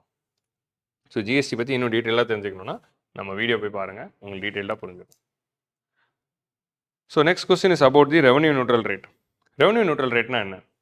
இப்போது ஜிஎஸ்டியை லான்ச் பண்ணுறப்போ நம்ம 5, 12, 18, 28 அப்படின்னு 4 டேக்ஸ் ஸ்லாப்ஸ் போடுறோம் அப்படின்னா, ஏன் வந்து நம்ம 12, 18 செலக்ட் பண்ணோம், ஏன் 15 செலக்ட் பண்ணல, ஏன் 28 செலக்ட் பண்ணோம், ஏன் 25 செலக்ட் பண்ணல? ஸோ இந்த ரேட்லாம் செலக்ட் பண்ணதுக்கு ஒரு காரணம் இருக்குது. என்ன காரணம் இருக்குது அப்படின்னா, நம்ம ஜிஎஸ்டியை கொண்டு வந்த பிறகு நம்ம என்ன பண்ணுறோம், பழசாக இருக்கிற VAT, excise duty and sales tax ரிஜீமை வந்து நம்ம அபாலிஷ் பண்ணிவிட்டு புது டேக்ஸை கொண்டு வரோம். அப்போது வேட், எக்ஸைஸ் டியூட்டிலாம் இருந்தப்போ ஸ்டேட் கவர்மெண்ட்ஸ்க்கும் சென்ட்ரல் கவர்மெண்ட்ஸ்க்கும் ஒரு வருமானம் வந்துகிட்டு இருந்தது. ஸோ இப்போ அதை தூக்கிட்டு நம்ம ஜிஎஸ்டி கொண்டு வரோம் அப்படின்னா, ஜிஎஸ்டி வந்த பிறகும் இதுக்கு முந்தின சிஸ்டமில் எவ்வளோ வருமானம் வந்துட்டு இருந்ததோ அதே அளவுக்கு வருமானம் வரணும். So the revenue which game earlier in the older system should be same as the revenue which is going to come in the new system. So அப்போ ஜிஎஸ்டியோட ரேட்டை வந்து நம்ம டிசைன் பண்ணுறப்போ இந்த ரேட்டில் டிசைன் பண்ணால் இந்தந்த கூட்ஸ் இந்தந்த ரேட்டில் வச்சா நமக்கு அதே ரெவன்யூ வரும் அப்படின்னு கால்குலேட் பண்ணி, எந்த ரேட்டில் ஃபிட் பண்ணால் ஜிஎஸ்டிக்கு முன்னாடி இருந்த ரெவன்யூ எவ்வளவோ ஜிஎஸ்டி வந்த பிறகு அதே revenue central government, state government வரும் அப்படிங்கிறத கால்குலேட் பண்ணி அந்த ரேட்டை தான் நம்ம ரெவன்யூ நியூட்ரல் ரேட்டுன்னு சொல்கிறோம். ஸோ ரெவன்யூ நியூட்ரல் ரேட்னா என்ன அப்படின்னா, எந்த ரேட்டில் நான் ஜிஎஸ்டியை ஃபிக்ஸ் பண்ணி இம்ப்ளிமெண்ட் பண்ணால் ஜிஎஸ்டிக்கு முன்னாடி என்ன வருமானம் வருவாய் வந்துட்டு இருந்ததோ அதே வருவாய் ஜிஎஸ்டிக்கு அப்புறமும் வருது அப்படிங்கிறத பார்க்கறது. ஸோ அந்த ரெவன்யூ நியூட்ரல் ரேட் என்ன அப்படின்னு கண்டுபிடிச்சி ரெக்கமெண்ட் பண்ணுங்க அப்படின்னு அரவிந்த் சுப்ரமணியம் கமிட்டி அப்படின்னு ஒரு கமிட்டி கவர்மெண்ட் ஃபார்ம் பண்ணாங்க. இந்த அரவிந்த் சுப்ரமணியம் கமிட்டி தான் 5, 12, 18, 28 அப்படின்னு வச்சா நமக்கு ரெவன்யூ நியூட்ரலாக இருக்கும். அதாவது ஜிஎஸ்டிக்கு முன்னாடி எவ்வளோ வருவாய் வந்ததோ அதே வருவாய் வரும், இல்லை அதை விட மேலே வரும் அப்படின்னு கொடுத்தாங்க. ஸோ அதை பேஸ் பண்ணி தான் ஃபிட் பண்ணாங்க. But over the period of time என்ன ஆயிடுச்சு, 28ல் இருக்க நிறைய 18 வந்துருச்சு, 18ல் இருக்கிறது நிறைய 12க்கு வந்துருச்சு, 12ல் இருக்கிறது நிறைய 5க்கு வந்துருச்சு. ஸோ இப்படி பண்ணுறதுனால என்ன ஆயிடுச்சு, நிறைய பொருள்கள் எக்ஸம்ப்டே ஆயிடுச்சு. ஸோ அப்போது இப்போ அது கரண்ட்லி ரெவன்யூ நியூட்ரலாக இல்லை, கவர்மெண்ட் வருமானம் கம்மியாக தான் வந்துகிட்டு இருக்கு அப்படிங்கிற ஒரு ஸ்பெகுலேஷன் இருக்குது. ஸோ அதனால் டேக்ஸ் ரேட்ஸை மாற்றணும் அப்படிங்கிற ஒரு டிமாண்ட்ஸும் ரைஸ் பண்ணுறாங்க. ஸோ அதான் revenue neutral rate. When goods and service tax is above the revenue neutral rate, there is a less burden on the tax burden. So goods and service tax revenue neutral rateல இருந்தால் அதே வருமானம் வரும். Revenue neutral ரேட்டை விட அதிகமாக வந்து நம்ம வந்து டேக்ஸ் ரேட்ஸை செட் பண்ணோம் அப்படின்னா அது மூலமாக அதிகமான வருமானம் வரும். But at the same time it will cost burden on the people. So மக்களுக்கும் பேர்டன் இல்லாமல் பார்த்துக்கணும். ரெவன்யூ நியூட்ரல் ரேட்டில் வச்சா அதே வருமானம் வரும் அப்படின்னாலும் வைக்கிறோம். நம்ம ரெவன்யூ நியூட்ரல் ரேட்டுக்கு தாண்டி எக்ஸ்ட்ராவாக டேக்ஸ் போட்டால் மக்கள் மேலே அதிக பேர்டன் தானே. ஸோ இது ரெவன்யூ நியூட்ரல் ரேட்னா என்னங்கிற கான்செப்ட் கேட்கல. ரெவன்யூ நியூட்ரல் ரேட்டை விட அதிகமாக ஃபிட் பண்ணால் it will create more burden on the people. இங்கே லெஸ் பேர்டன் அப்படின்னு கொடுத்துருக்காங்க. ஸோ லெஸ் பேர்டனுங்கிறதுனாலே ஸ்டேட்மெண்ட் 1 கரெக்ட் தப்பு. So assertion and reasoning type கொஸ்டினில் நம்ம இதை வந்து எப்போவுமே ஞாபகம் வச்சுக்கணும். அசர்ஷன் அண்ட் ரீசனிங் டைப் கொஸ்டினில் ஒரு ஸ்டேட்மெண்ட் தப்புன்னு கண்டுபிடிச்சாலே உங்களுக்கு ஆன்சர் வந்துடும். ஒரு ஸ்டேட்மெண்ட் தப்புன்னு கண்டுபிடிச்சாலே ஃபர்ஸ்ட் ஸ்டேட்மெண்ட் தப்புனா உங்களுக்கு வந்து டி வரும், செகண்ட் ஸ்டேட்மெண்ட் தப்புனா சி வந்துடும். ஸோ இதில் நீங்கள் வந்து 2 ஸ்டேட்மெண்ட்டும் கரெக்டாக இருந்தால் தான் பிரச்சனையே, ஏவா பியா அப்படின்னு. ஒரு ஸ்டேட்மெண்ட் தப்புன்னு தெரிஞ்சாலே ஆன்சர் வந்துடும். ஸோ அதனால் முதல் ஸ்டேட்மெண்ட் தப்புன்னு தெரியுது. ஏன்னா டேக்ஸ் ரேட்டை வந்து அதிகமாக வச்சா பேர்டன் அதிகம் தான் ஆகும், கம்மியாகாது. So first statement is wrong. So first statement ராங்னா automatically D is the answer. Second statement படிக்க கூட தேவையில்லை. Tax rate at which revenue collection in the newly implemented tax structure is same as the existing tax regime which got replaced. அதுதான் வந்து revenue neutral rate உடைய definition. So revenue neutral ரேட்டோட definition which is correct. So automatically statement 1 is incorrect, statement 2 is correct. ஏன்னா ரெண்டுமே கரெக்டாக இருந்தால் தான் ஏவா இருக்கும் இல்லை பியா இருக்கும். when B is correct explanation of A, ஏவா இருக்கும். both are correct but not correct explanation, that is not the explanation அப்படின்னா பியா இருக்கும். பட் ஒன்று தப்புனாலே சி இல்லை டியா தான் இருக்கும். ஓகே, ஸோ அதனால் அசர்ஷன் அண்ட் ரீசனிங் டைப் வந்தால் நமக்கு வசதி. ஒன்று தப்புன்னு கண்டுபிடிச்சாலே நமக்கு ஆன்சர் வந்துடும். ஸோ அதான் இதில் இருக்கிற மெயின் அட்வான்டேஜ். வெறும் ஸ்டேட்மெண்ட் கரெக்டாக தப்பாங்கிறத தாண்டி இந்த மாதிரியான லாஜிக்கல் திங்கிங் இருந்துச்சுன்னா தான் நம்மளால் ப்ரிலிம்ஸில் நிறைய கெஸ் பண்ண முடியும். ஸோ அந்த லாஜிக்கல் திங்கிங்கும் நீங்கள் டெவலப் பண்ணிக்கோங்க. ஸோ புரிஞ்சிச்சா ரெவன்யூ நியூட்ரல் ரேட்னா என்னன்னு? So with reference to input tax credit mechanism consider the following statement. So input tax credit mechanism அப்படின்னா என்ன? ஸோ அது ரிலேட்டடான கொஸ்டின் தான் அது. ஸோ இன்புட் டேக்ஸ் கிரெடிட் மெக்கானிசம்னா என்ன அப்படின்னா, ஜிஎஸ்டியில் ஒரு மேனுஃபேக்சரர் அவர் வாங்குகிற ரா மெட்டீரியல்ஸ்க்கு நிறைய ஜிஎஸ்டி கட்டியிருப்பார். இப்போ நான் ஒரு கார் மேனுஃபேக்சரர், நான் நிறைய ரா மெட்டீரியல்ஸ் வாங்கினா அதுக்கு நிறைய ஜிஎஸ்டி கட்டியிருப்பேன். ஸோ அப்படின்னா ரா மெட்டீரியல்ஸ்க்கும் இன்புட் சைடுக்கும் நம்ம கட்டின ஜிஎஸ்டி நமக்கு கவர்மெண்ட் திரும்ப கொடுத்துரும். அதுக்கு பேர் தான் input tax credit mechanism. So இந்த இன்புட் டேக்ஸ் கிரெடிட் மெக்கானிசம்னா நம்ம ரா மெட்டீரியல்ஸ் கட்டின ஜிஎஸ்டி நமக்கு திரும்ப வந்துடும். So input tax credit is a mechanism that allows registered business to claim the credit on the tax paid on the purchase of the inputs. That is true. So இது மூலமா என்ன ஆகுது, tax on tax அந்த cascading effect வந்து குறையுது அப்படின்னு சொல்றோம். ரெண்டாவது statement, it excludes the integrated GST charged on the imports and tax payable and the reverse charge mechanism. So input tax credit mechanismல it includes IGST. இதில் IGST வருது, reverse charge mechanism வருது. So ஐஜிஎஸ்டினா என்ன, integrated ஜிஎஸ்டினா என்ன? GST which is impose on the inter state trade. அதாவது ஒரு ஸ்டேட்டில் உருவாகி இன்னொரு ஸ்டேட்டில் அந்த கூட் போய் கன்சியூம் ஆகுது அப்படின்னா அதுக்கு மேலே போடுறது தான் ஐஜிஎஸ்டி. அதே ஸ்டேட்டில் உருவாகி அதே ஸ்டேட்டில் கன்சியூம் ஆச்சுன்னா அதுக்கு பேர் ஜிஎஸ்டி. இப்போ தமிழ்நாட்டில் உற்பத்தி ஆகிற ஒரு கார் வந்து மகாராஷ்டிராவில் ஒருத்தர் வாங்குறாரு அப்படின்னா மகாராஷ்டிராவில் கார் எங்கே வாங்குறாங்களோ அங்கே தான் ஜிஎஸ்டி போடுவாங்க. ஸோ அப்படி தமிழ்நாட்டில் உற்பத்தி ஆகி மகாராஷ்டிராவில் கன்சியூம் ஆகுதுன்னா அதுக்கு மேலே ஐஜிஎஸ்டி வரும். ஸோ இந்த IGST is equal to GST plus CGST plus எஸ்ஜிஎஸ்டின்னு இருக்கும். ஸோ அதில் இருக்கிற சிஜிஎஸ்டி வந்து it will go to central government, அதில் இருக்க எஸ்ஜிஎஸ்டி வந்து it will go to Maharashtra government. அது தமிழ்நாடு கவர்மெண்ட்க்கு வராது. ஸோ இதான் வந்து இன்டர் ஸ்டேட். இப்படி இருக்கிறதுனால தான் என்ன ஆகுது, தமிழ்நாடு கார் உற்பத்தி பண்ணுறோம், ஆனால் அது மூலமாக டேக்ஸ் கலெக்ஷன் தமிழ்நாடுக்கு வராமல் அந்த காரை யார் யூஸ் பண்ணாங்களோ அந்த ஸ்டேட்டுக்கு தான் போகுது. அதனால தான் ஜிஎஸ்டினால மேனுஃபேக்சரிங் ஸ்டேட் இஸ் அஃபெக்டட் அப்படின்னு சொல்கிறாங்க. ஸோ அதுக்கு தான் வந்து சென்ட்ரல் கவர்மெண்ட் வந்து காம்பன்சேஷன் ஸ்கீம், காம்பன்சேஷன் செஸ் அப்படிங்கிறது போட்டு கொடுத்துட்டு இருந்தாங்க. So IGST is included. ஐஜிஎஸ்டிக்குள்ளேயும் நிச்சயமாக வந்து இன்புட் டேக்ஸ் கிரெடிட் இருக்குது. ஐஜிஎஸ்டிக்குள்ளே இன்புட் டேக்ஸ் கிரெடிட் கொண்டு வரதான் ஏதோ சிஸ்டம். இதுக்கு முன்னாடி பார்த்தீங்கன்னா ரா மெட்டீரியல்ஸ்க்கு கொடுக்குற இந்த இன்புட் டேக்ஸ் கிரெடிட் வந்து இந்தியாவில் ஒரு ஸ்டேட்டில் ஒரு டேக்ஸ் போட்டதுனால இந்த இன்புட் டேக்ஸ் கிரெடிட் மெக்கானிசமே யூனிஃபார்மாக கொடுக்க முடியல. ஒரு ஸ்டேட் ஒரு டேக்ஸ் போட்டுட்டு இருந்தாங்க. இப்போது நம்ம வந்து ஒரு ஸ்பேர் பார்ட் ஆந்திராலேருந்து வாங்குகிறோம், ஒரு டயர் வந்து குஜராத்லேருந்து வாங்குகிறோம் அப்படின்னா கார் தமிழ்நாட்டில் உற்பத்தி பண்ணும்போது அந்தந்த ஊரில் என்னென்ன சேல்ஸ் டேக்ஸ் போடுறாங்களோ அதெல்லாம் கட்டிட்டு தான் வாங்குகிறோம். ஸோ அப்படி வாங்குறப்போ அந்தந்த ஸ்டேட்ஸ் தான் வந்து இன்புட் டேக்ஸ் கிரெடிட் கொடுக்கணும். பட் ஜிஎஸ்டிக்கு முன்னாடி ஒரு ஸ்டேட் கவர்மெண்ட் தனித்தனியாக சேல்ஸ் டேக்ஸ் போட்டுருந்தனால காமனாக இந்தியாவுக்கு எல்லாருக்கும் சேர்த்து ஒரு இன்புட் டேக்ஸ் கிரெடிட்னு கொடுக்க முடியல. இப்போ ஜிஎஸ்டி வந்த பிறகு தான் இந்தியா ஃபுல்லாக we have a single nation single டேக்ஸுங்கிறதுனால நீங்கள் இந்தியாவிலேருந்து எங்கேருந்து வேணால் ரா மெட்டீரியல் வாங்கினாலும் நீங்கள் இன்புட் டேக்ஸ் கிரெடிட் கிளைம் பண்ணிக்கலாம். ஸோ அதான் இதில் இருக்க அட்வான்டேஜஸ். ஸோ அதனால் ஐஜிஎஸ்டி உள்ளே இருக்குது. ரிவர்ஸ் சார்ஜ் மெக்கானிசம்னா என்ன அப்படின்னு பார்த்தா, ஜிஎஸ்டினா என்ன? நீங்கள் ஒரு கடைக்காரர்கிட்ட போய் ஒரு பொருள் வாங்குறீங்க. அந்த பொருள் வாங்குறப்போ கடைக்காரர் ஜிஎஸ்டி போடுறாரு, அது நம்ம கட்டுறோம். So seller will impose GST, buyer will pay the GST. So buyer கிட்டேருந்து செல்லர் ஜிஎஸ்டியை கலெக்ட் பண்ணி அதை கவர்மெண்ட்டுக்கு பே பண்ணுறாரு. ஸோ பையர் கிட்டேருந்து செல்லர் ஜிஎஸ்டி கலெக்ட் பண்ணுறாரு. ஸோ நிறைய டைம் வந்து செல்லர்ஸ் வந்து இந்தியாவிலே இருந்தாங்கன்னா அவங்க ஜிஎஸ்டிக்குள்ளே வருவாங்க. நிறைய செல்லர்ஸ் நிறைய வாட்டி இந்தியாவிலே இல்லை. காமர்ஸ்லாம் வந்த பிறகு, டிஜிட்டல் கம்பெனிஸ்லாம் வந்த பிறகு அமெரிக்காவில் உட்காந்துக்கிட்டே வந்து அவங்க சர்வீசஸ் பண்ணுறாங்க. ஸோ அப்படி இருக்கிறப்போ இப்போ கூகுளாக இருக்கட்டும், ஆர் அமேசானாக இருக்கட்டும், இந்த மாதிரியான கம்பெனிஸ்லாம் இந்தியாவிலே இல்லை. ஸோ அப்படி இருக்கிறப்ப இப்போ நம்ம ஒரு கூடை இம்போர்ட் பண்ணுறோன்னா அதுக்கு எப்படி ஜிஎஸ்டி கட்டுறது? இப்போ ஒரு கூடை நீங்கள் இம்போர்ட் பண்ணுறீங்க, அதுக்கு என்ன ஜிஎஸ்டி பண்ணுவீங்க? எப்படி கட்டுவீங்க? ஸோ அப்போ என்ன பண்ணுறாங்க, கூடோட செல்லர் இந்தியாவில் ரெஜிஸ்டரே ஆகலை அப்படின்னா பொருளை வாங்குறாருல பையர், அந்த பையரே என்ன பண்ணணும், அந்த டிரான்சாக்ஷனோட சார்பாக ஜிஎஸ்டியை கவர்மெண்ட் கட்டிடணும். ஸோ அந்த டிரான்சாக்ஷனுக்கு அவங்க நார்மலாக இந்தியாவில் என்ன ஜிஎஸ்டி கட்டியிருப்பாங்களோ அந்த ஜிஎஸ்டியை பையரே கட்டணும். ஸோ ஜிஎஸ்டினா எப்போவுமே செல்லர் தான் போய் ஃபைல் பண்ணுவாங்க. பட் பையரே வந்து ஜிஎஸ்டி எப்போ ஃபைல் பண்ணணும் அப்படின்னா செல்லர் வந்து ஜிஎஸ்டி நெட்டுக்குள்ளே வரலன்னா. ஸோ அந்த மாதிரியான டைமில் பையரே ஜிஎஸ்டி கட்டுறதுக்கு பேர் தான் ரிவர்ஸ் சார்ஜ் மெக்கானிசம். அதுவும் வந்து இன்புட் டேக்ஸ் கிரெடிட்டில் கிளைம் பண்ணிக்கலாம். ஸோ அதனால் second statement is wrong. So one only is the answer. கிளியரா? So arrange the following components of central government's expenditure in designing order. இது வந்து போன வருஷத்தோட data. With the new budget இந்த trends வந்து பெருசாக மாறாதுங்க, அதே ட்ரெண்டு தான் இருக்க போகுது.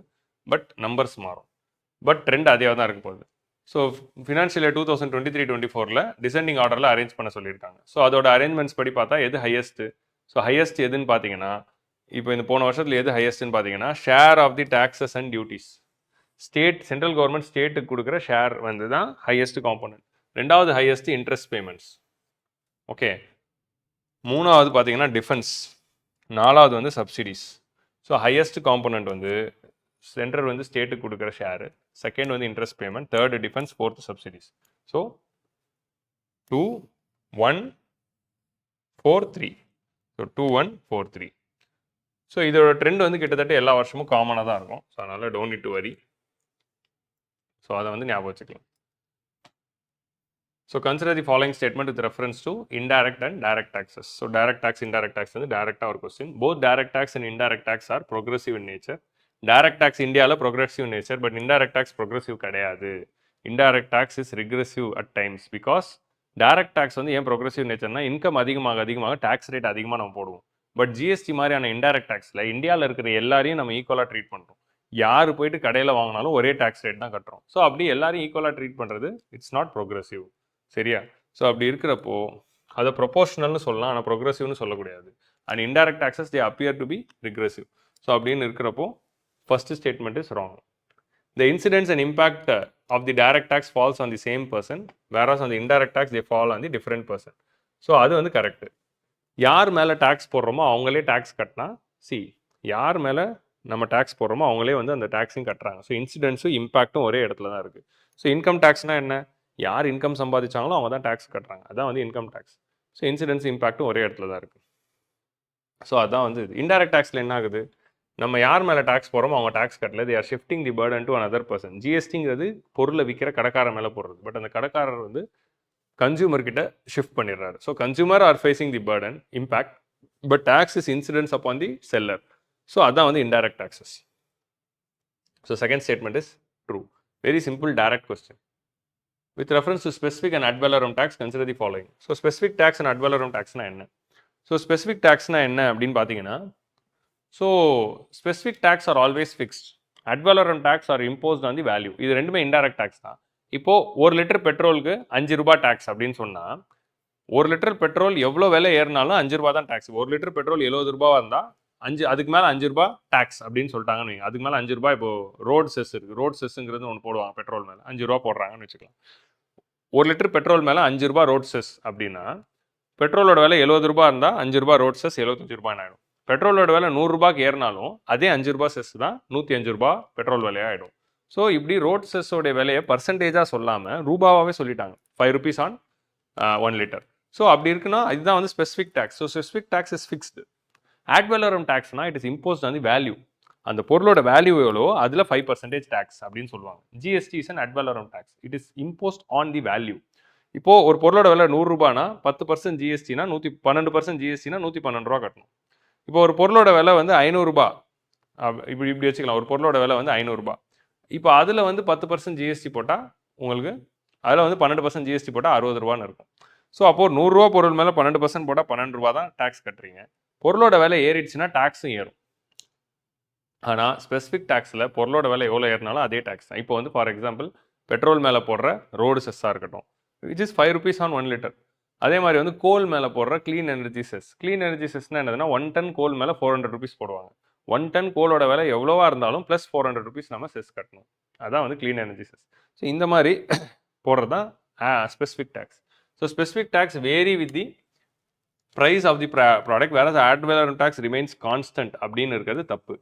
So specific tax remains constant regardless of the price. Ad valorem tax increases with the price. So first statement is wrong. Ad valorem taxes encourages consumer to switch over from expensive goods to lower cost goods.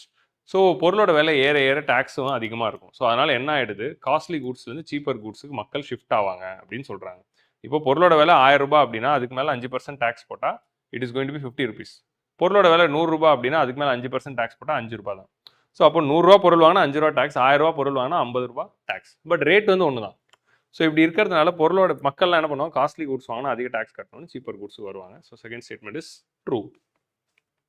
So 2 only is the answer. So இதோட வந்து நம்ம வந்து public finance அப்படிங்கிற இந்த டாப்பிக்கை வந்து complete பண்ணிட்டோம். இப்போது செகண்ட் பார்ட் ஆஃப் தி வீடியோக்குள்ளே போகலாம். அது வந்து ஃபினான்ஷியல் மார்க்கெட்ஸ் அப்படிங்கிற இந்த டாப்பிக்கில் நம்ம செகண்ட் பார்ட் ஆஃப் தி வீடியோக்குள்ளே பார்ப்போம்.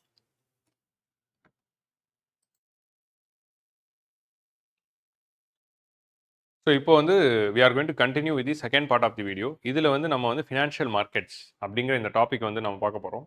ஸோ ஃபினான்ஷியல் மார்க்கெட்ஸில் வந்து we are having another 20 questions. So already வந்து இப்போ பப்ளிக் ஃபினான்ஸ் அதாவது ஃபிஸ்கல் பாலிசியில் 20 questions பார்த்தோம். இப்போது ஃபினான்ஷியல் மார்க்கெட்ஸ் அதாவது கேபிட்டல் மார்க்கெட், மணி மார்க்கெட்டில் ஒரு 20 questions பார்க்க போகிறோம். ஸோ இந்த ரெண்டு டாபிக் ஆக்சுவலி இந்த டெஸ்ட் 14ல் இருக்கிற எக்கனாமிக் டெஸ்ட்டில் இருக்கிற 4 டாப்பிக்கில் 3 டாபிக் வந்து it's very important. So UPSC வந்து அடிக்கடி ப்ரிலிம்ஸில் ரெக்கரிங்காக லாஸ்ட் 5 இயர்ஸாக கேட்ட ஏரியாஸ் எது அப்படின்னு பார்த்தா அதில் ஃபஸ்ட்டு வர்றது external sector, capital market and money market, 3வது வந்து பப்ளிக் ஃபினான்ஸ், 4வது வந்து மானிட்டரி பாலிசி, 5வது வந்து இன்ஃப்ளேஷன்.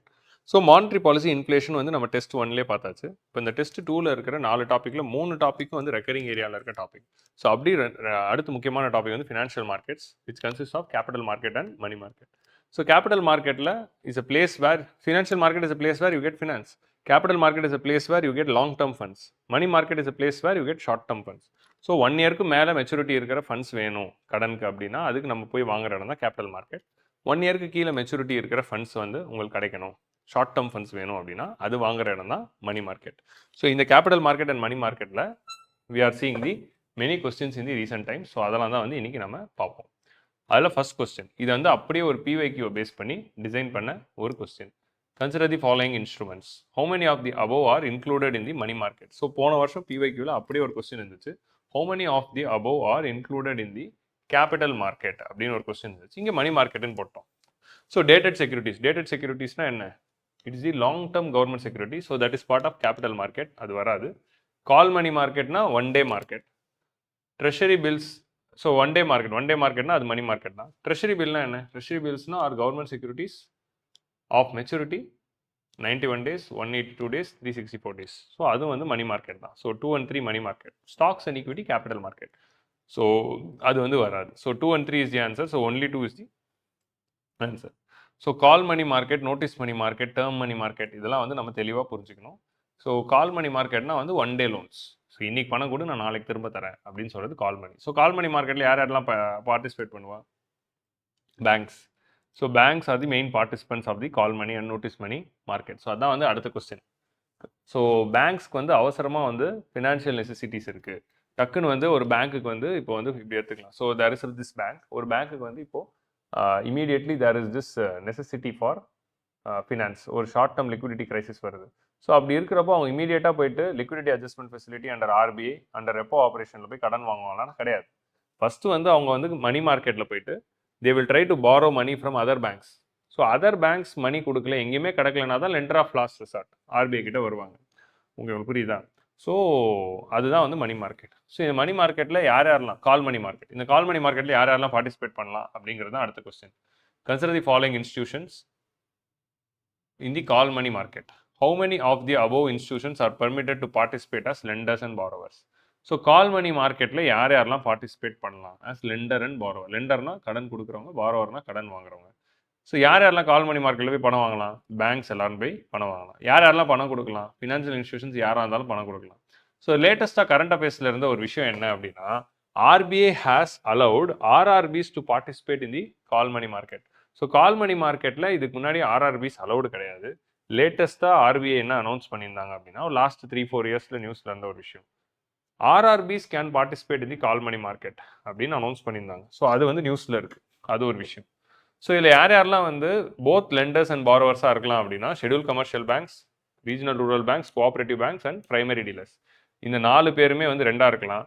மியூச்சுவல் ஃபண்ட் இன்ஸ்டிடியூஷன்ஸ் வந்து they can be only as the lenders and they can not be borrowers. Mutual fund institutions வந்து கடன் கொடுக்கலாம், ஆனால் கடன் வாங்க முடியாது. So they can be lenders but they can't be as borrowers. So அந்த distinction வந்து we have to understand. So primary டீலர்ஸ்னால் என்ன? ஸோ நம்ம முதல் 3 புரிஞ்சிச்சு. பிரைமரி டீலர்ஸ்னால் என்ன அப்படின்னா, they R specifically designated entities by RBI. So primary dealers na yarna, they are financial institutions who are designated by RBI to take part in the government security issues, primary market issue. So அதோட meaning என்னன்னா, கவர்மெண்ட்டுக்கு இப்போ பணம் வேணும், அப்போ ஒரு government security release பண்ணுறாங்க. So அப்போ கவர்மெண்ட்டோட சார்பாக ஆர்பிஐ வந்து அந்த கவர்மெண்ட் செக்யூரிட்டியை மார்க்கெட்டில் ரிலீஸ் பண்ணி பணம் வாங்கி கொடுப்பாங்க. ஸோ இப்படி ஒரு ஆர்பிஐ வந்து பிரைமரி இஷ்யூவில் கவர்மெண்ட் செக்யூரிட்டியை ரிலீஸ் பண்ணுறப்போ, அந்த கவர்மெண்ட் செக்யூரிட்டிஸை பிரைமரி மார்க்கெட்டில் வந்து வாங்குறதுக்கு பார்ட்டிசிபேட் யார் யாரெல்லாம் பண்ணலாம் அப்படின்னா, பேங்க்ஸ் எல்லாம் பார்ட்டிசிபேட் பண்ணலாம். ஸோ பிரைமரி டீலர் அப்படிங்கிற இந்த ஸ்பெஷல் என்டிட்டி வந்து இந்த மார்க்கெட்டில் வந்து பார்ட்டிசிபேட் பண்ணலாம். ஸோ பிரைமரி டீலர்ஸ் அப்படிங்கிற இந்த ஸ்பெஷல் என்டிட்டிஸ் வந்து என்ன பண்ணலாம் அப்படின்னா, they can participate in the primary issue of government securities. So இவங்கெல்லாம் யார் அப்படின்னா, தே ஆர் ஃபினான்ஷியல் இன்ஸ்டியூஷன். அவங்க வந்து ஆர்பிஐ கிட்ட போயிட்டு ரெஜிஸ்டர் பண்ணி பர்மிஷன் வாங்கிட்டா they can also participate as the in the primary issue of government security. So இந்த மாதிரி கவர்மெண்ட் செக்யூரிட்டியை பிரைமரி இஷ்யூ பண்ணுறப்போ பேங்கோ பிரைமரி டீலர்ஸோ இவங்கெல்லாம் வாங்கிடுவாங்க.